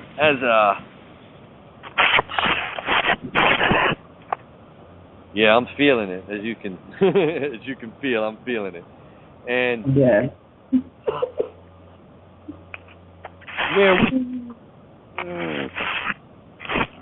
all right. Yeah. I got the sun right in my eyes right now, and it's this. As you can see, I gotta tune this in to keep the heart flowing with this sharing, because even this sun, as I was sharing you earlier, when Venus and the full moon, I had them both in full effect, and I can tune that in with the heart, that inner spheres. And now this one, the soul, this is very bright, man. I'm looking right into it. Well, there's a palm tree that is assisting me with shade in this, because when you look into it full effect, and I'm squinting my eyes right now to do this, and it's not full effect. There's still something gets bent in when it comes to me. And I have to squint. I can't look into my soul fully yet without, squinting, sort of say, or there's something that's refracting that light in a sense that isn't allowing me to perceive directly. But I'm doing it. I'm going to do it because it's me. It's you. It's all of us. So I'm like, oh. But when we kind of approached this, I'll put it in these words. When we approached it, it was so bright, that usually you blink. You just blink. It just happens. It's almost like a natural reaction, and then like, oh fuck, you come right back to so-called here. And now we've when we do this together, which we did, we didn't blink. We didn't blink, which means we stared fear eye to eye, because we stood heart to heart. And in this, We're home. We're in the core. We're where love is always shared. So yeah, thank you all for tuning in, Gaia Sophia Dreaming. I'm going to flow forward here. And yeah. Much love, much gratitude. All right, right now. So yeah, let me get Barbara's mic open. One more mic other open. You guys, please chime in here as I type down some numbers here, so I don't forget. Just a You side have your note. purple crayons. Oh, go ahead. Oh, sorry. Just a side note on, if you have a smartphone, you can actually download Skype to that phone as well. Just so you know, Michael. Yeah. So you can take your phone and be out in the ocean with Skype as well. Right. I know that exists. I don't have that phone, though. If you saw my phone, you would say, Mike, you have one of the oldest technological fucking... It's not even technology. What the shit is that, you would say? If I show my phone to kids, when I showed my old phone, they're laughing. This is even in elementary school. They're like, what the shit is that, man? Look at the phone. It's a cell phone. What shit is yours? That ain't a phone, man. I'm like, yeah, it's a joke, isn't it? And they're showing me this other so-called higher tech stuff. And I'm laughing because that's a joke. It does the same shit that mine does. Just sends a message, relay, back, forth. Does it do anything else? Well, yeah, it gets me all this information. And yeah, same shit. Back, forth. Man. So, I'm laughing. So if you see my phone and I laugh, I pay $1 a month for 1,000 minutes. That's the joke I played on myself. And for being this.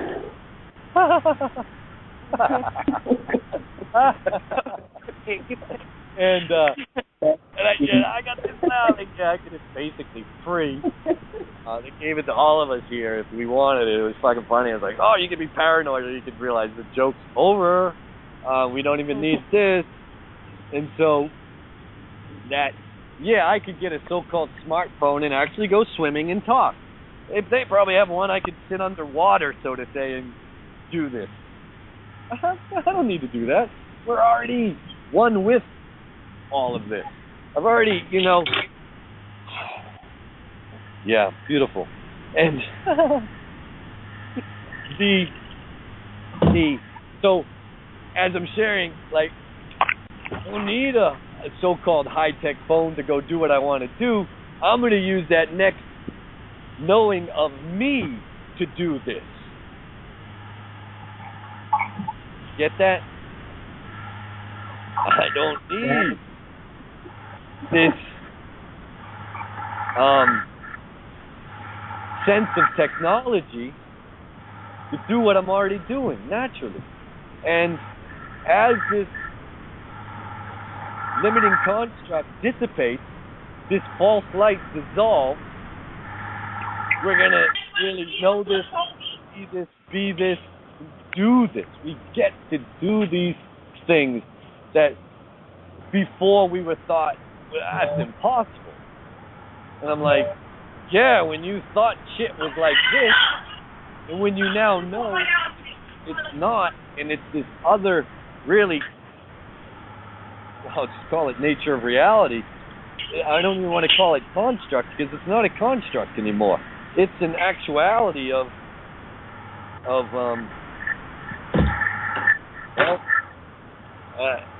the words will come out, just not. So with that, it's just because someone can't explain something to you, doesn't mean that it isn't real. Just because you can't explain yourself to another doesn't mean what you're trying to share isn't real.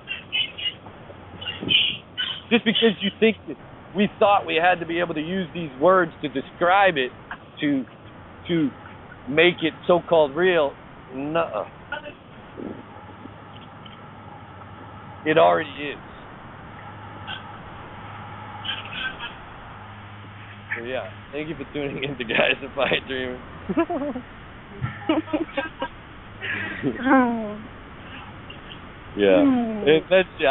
I'm gonna be tuning in with you guys this so-called weekend and sharing more laughter and love, and I look forward to it. So much love, much aloha. Thank you all for tuning in. Aloha. Aloha. I love you all. Talk, Katie.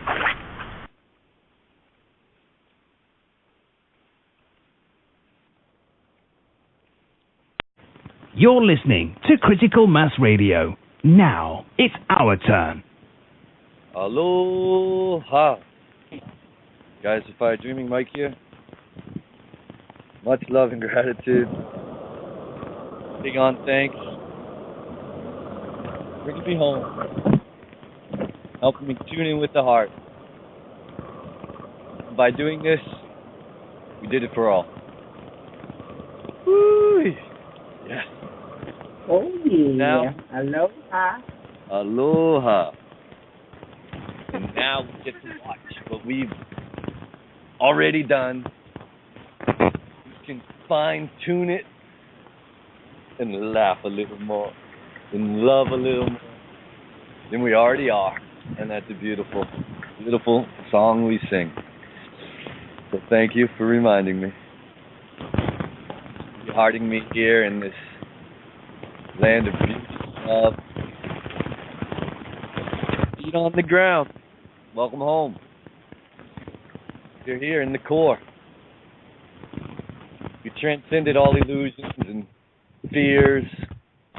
We've landed. Come back through the atmospheres. Into the earth. To live with her. As one. In harmony. In wholeness. Balance, lokahi. Unity. Much aloha. Thank you.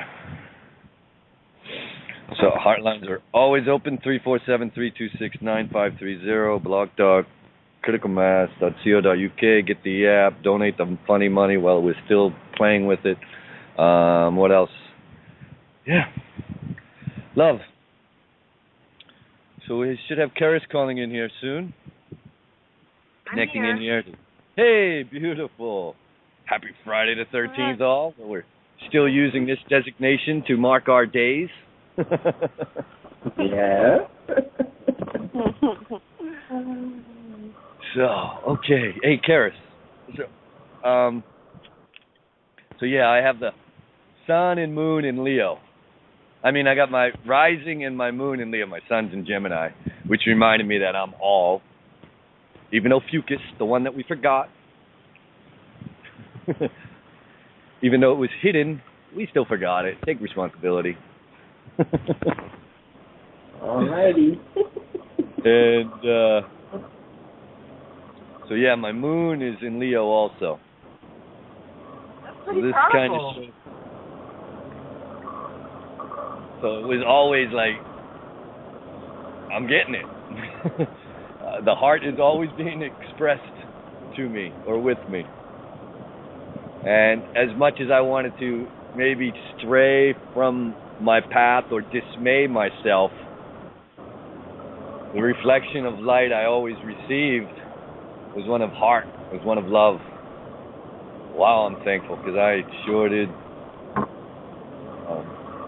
appreciate it.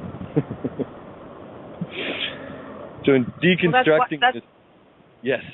Deconstructing what? Go ahead. Well, in deconstructing layers of consciousness to come to this clarity of myself. Beautiful. Yes. Yes, that's it. Just for your listeners so that they know, if you've been following my blog and my YouTube channel, over the past month, I just sort of culminated all the information that I've learned over the past 4 or 5 years, and have been able, as I mentioned to you, have been able to sort of put it into a model. And once I got really clear about this whole area of consciousness and looking at the word consciousness And why would con be in the word consciousness? And I thought, oh my goodness. I said, yeah, because we're being conned into this system of information, this system of data, this system of intellectual systems, which proliferates all our existence. Basically, we're born into this system. And through the work that I've done personally as awareness, I know the truth of who I am as awareness, that I am all-knowing and wise, and that I can see through this construct of consciousness. So as we deconstruct consciousness, that's the experiment that I encourage everyone to engage in. You know, what is going to happen as we deconstruct consciousness, because it's really important for us to understand the system in which we are born.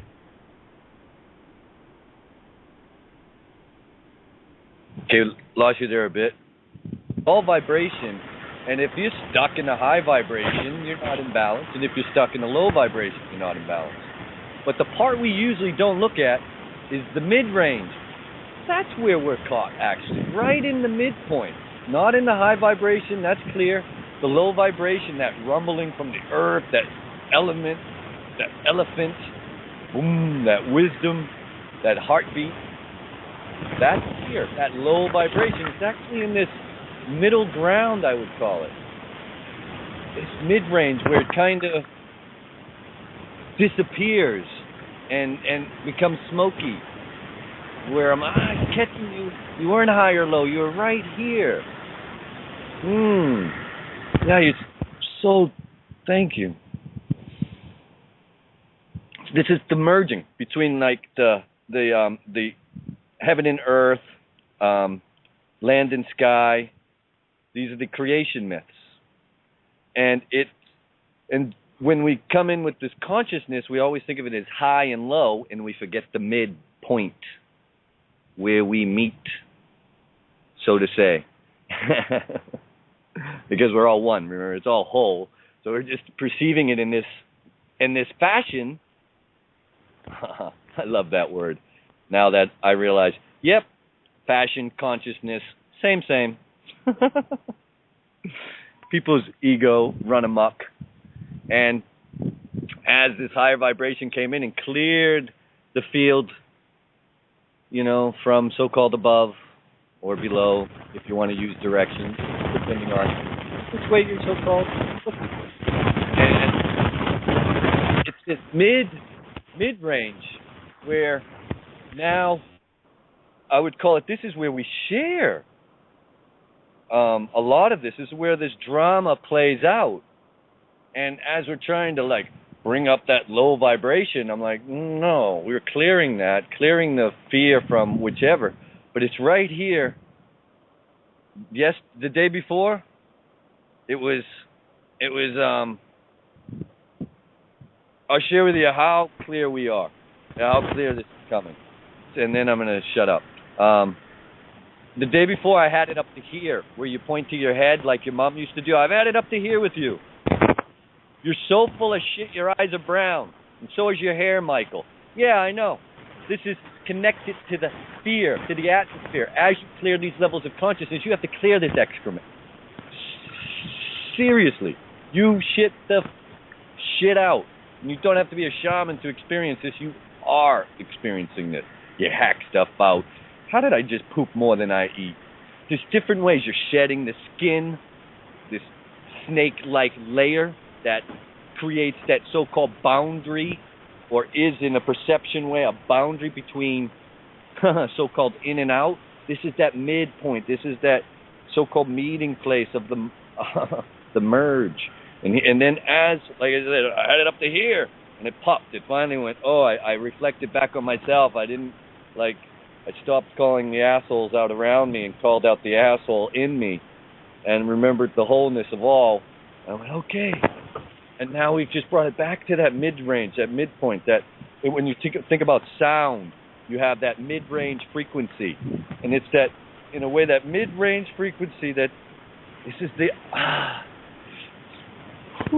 around a heart that is remained hidden for so long. It's just, I've been clearing it. Nature's been sharing with me. Hey, check it out over here. And it's this fear of sharing. This fear of sharing that we're one.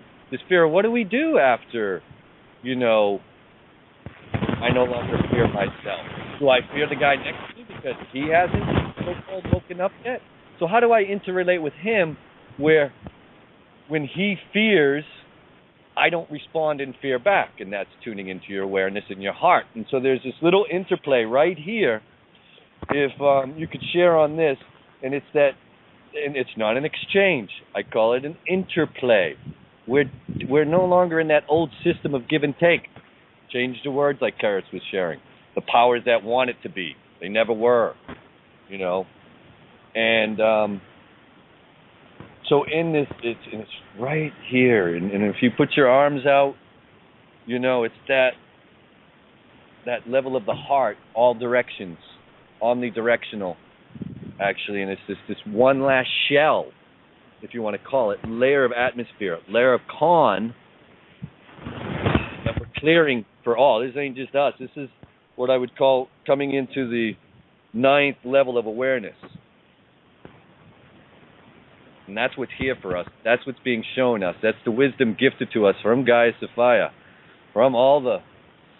When we come to see our magnificence and the grand nature of who and what we are, then we can see that this existence, which we give so much value to, really isn't of that much value. It really is, the value is in the awareness.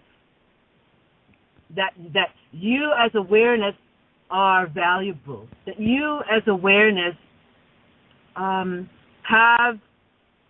worth being as awareness and experiencing this system of consciousness in a way that is congruent with the truth of who you are, and that this system of consciousness is a system that has been imposed upon awareness, that you have simply been captured and are being used through this brain-body construct, right? And the mind is not yours. The thought process is not yours. Thought is not yours. These are systems of consciousness that have been imposed upon you as awareness. But as you come to know about this thought process and the thought and the mind that you think that is yours, and you come to recognize that they are not yours, but you use them in order to have this experience through this brain-body construct, then you come to realize your true power is to take back your ability to think for yourself. Because unless you can think for yourself, you cannot create what you want. You talk about this new earth that you want to create. Well, that comes out of being able to think critically about this system that you are immersed in, about how you've been captured. And the real work, Michael, as you know, and as you are coming to understand, is to do that inner work. Because unless you do that inner work, and that's my mantra all the time, unless you do that inner work, you will not be able to escape this system. But see, the people don't want to do the work. That's the thing. People shy away from the work. Yeah. Because, and why do you think they shy away from the work? Because the system is not telling them that that's what they need to do in order to transcend consciousness, this system of consciousness, because they've been conned into it. And then feared into it. Exactly. But that's all by design, right? Right. And so this is beautiful. So the inner work comes to finally, well, ultimately what it means is face your fear. And it's gonna happen whether you like it or not. You've already chose to do this. and that's why I'm kind of laughing and giggling here, because through my own inner work, I'm like, that's all I had to do, was just be honest with myself and look at these so-called fears and laugh. Thank you. I didn't have to climb the highest mountain. I didn't have to lift the strongest weights. I just had to be honest with myself and clear the fear.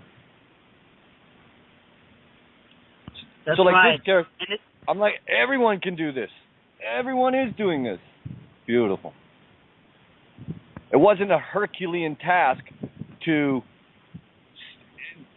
finally in one moment reflect on yourself. And this is what nature is always doing.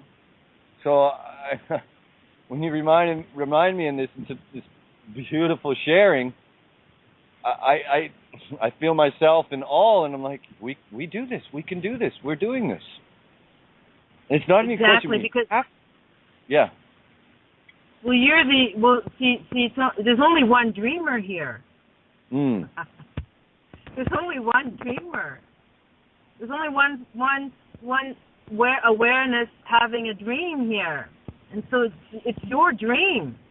So when you talk about the new earth, it's like you are it. You are the new earth. The only earth, the new earth that you have to create is doing that inner work with yourself.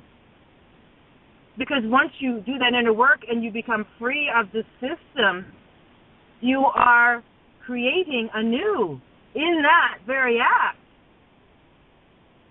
So there's nowhere you have to go. You don't have to go to Timbuktu. You don't have to go to India. You don't have to go anywhere but within yourself.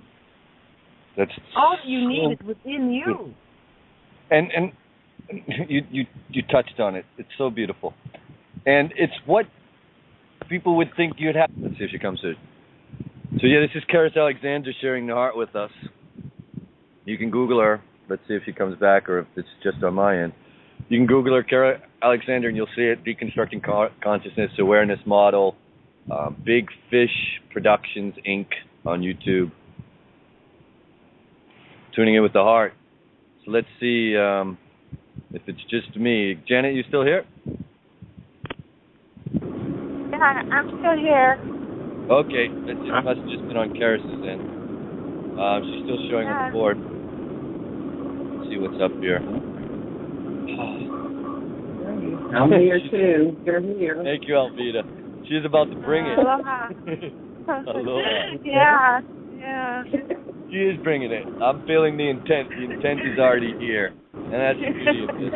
Hopefully the sound that's comes beautiful. back in. It's this intent, and I'm already feeling it. The shared aspect of it. And that's the beauty of this, is that this awareness model that as Karis is explaining it, and it's an awareness model to deal with consciousness.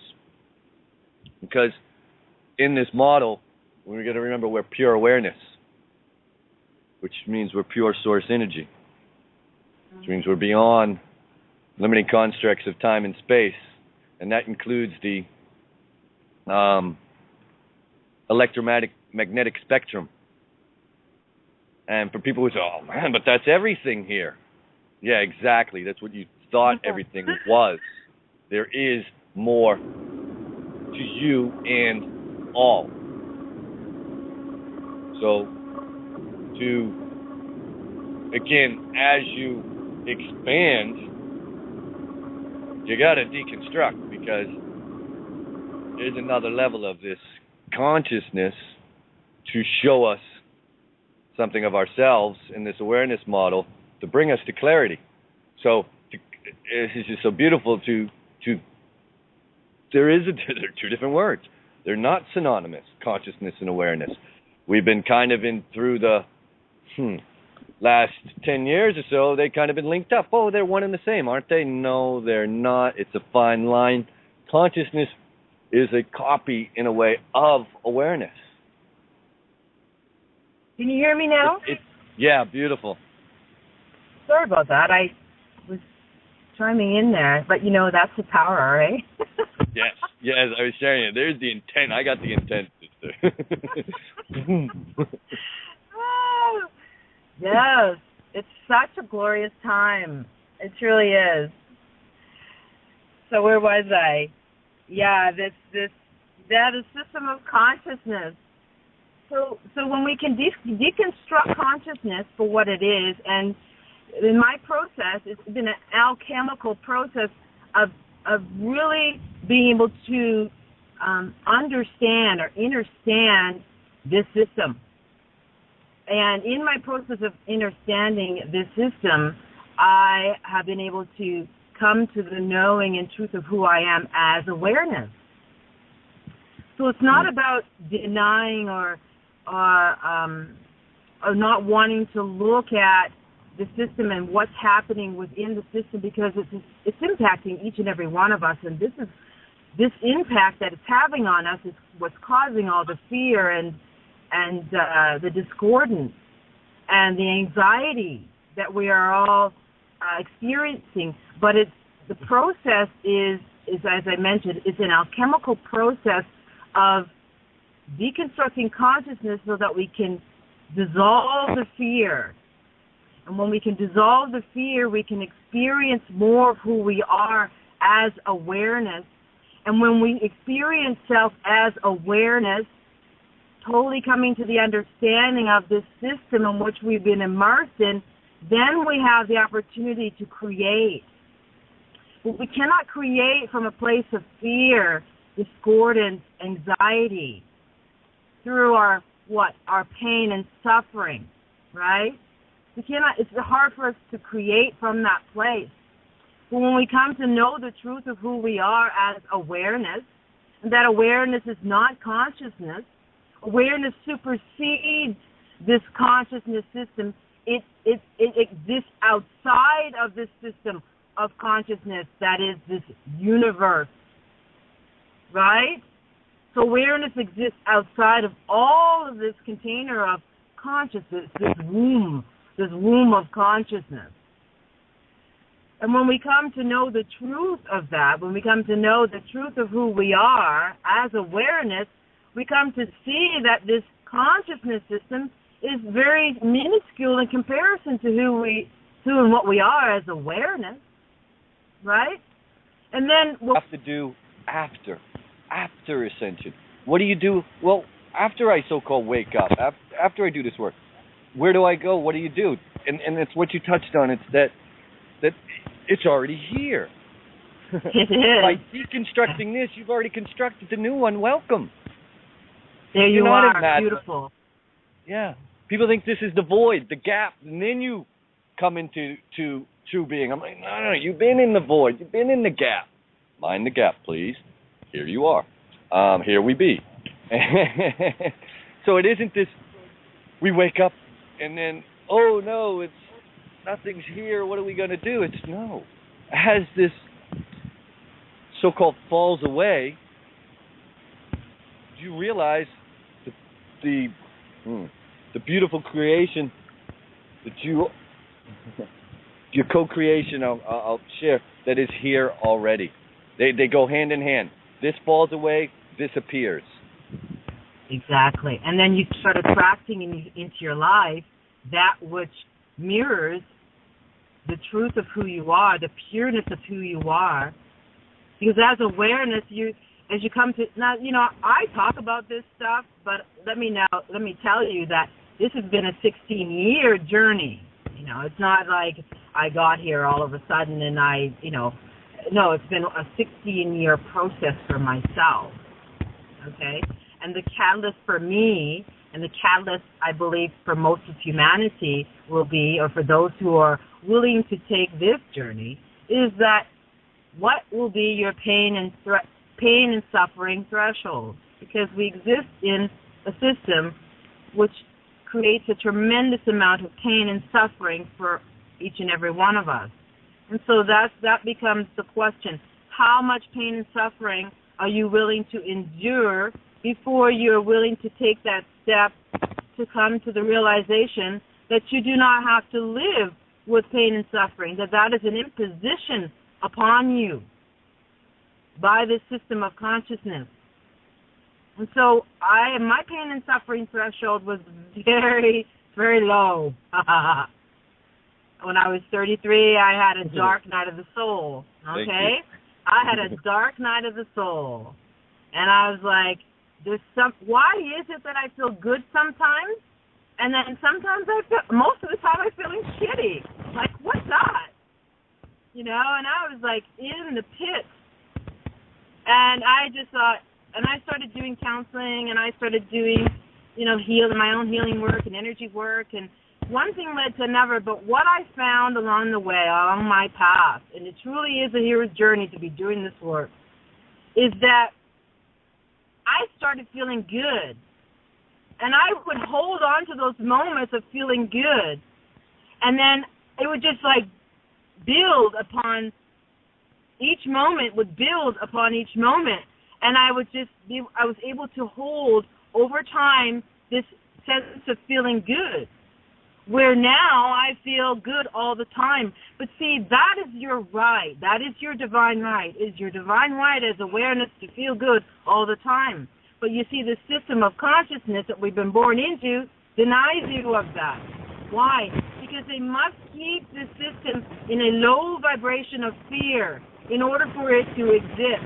And that's what they fear the most, those in power. I call them the power control force. I always say you have to give new names or new words to what it is that we are experiencing here, because if we use the words of the concepts in which they give us, they have a spell on them. So I really encourage people to try to start developing your own language to dismantle the system of consciousness, because that will help you to break the spell that you're under. And so this system of consciousness must maintain a low, low, low vibration of fear in order for it to sustain itself. Because of the new energies that are coming onto the planet, it's raising the vibration of the planet so it can't sustain itself under these conditions. That's why we're having all this destruction. Because the power control force, those that presume to run this world, are fear that the system will no longer be able to sustain itself because of the higher vibration of the system. And because everything human, for some of us, is fading away. It can no longer keep us engaged. We're not, it's like we're not interested in it. It's like, see what's going on here. Here it is. Here it is, Karis. When we share high vibration, and then we normally would say low vibration. Get out of the low vibration, but it's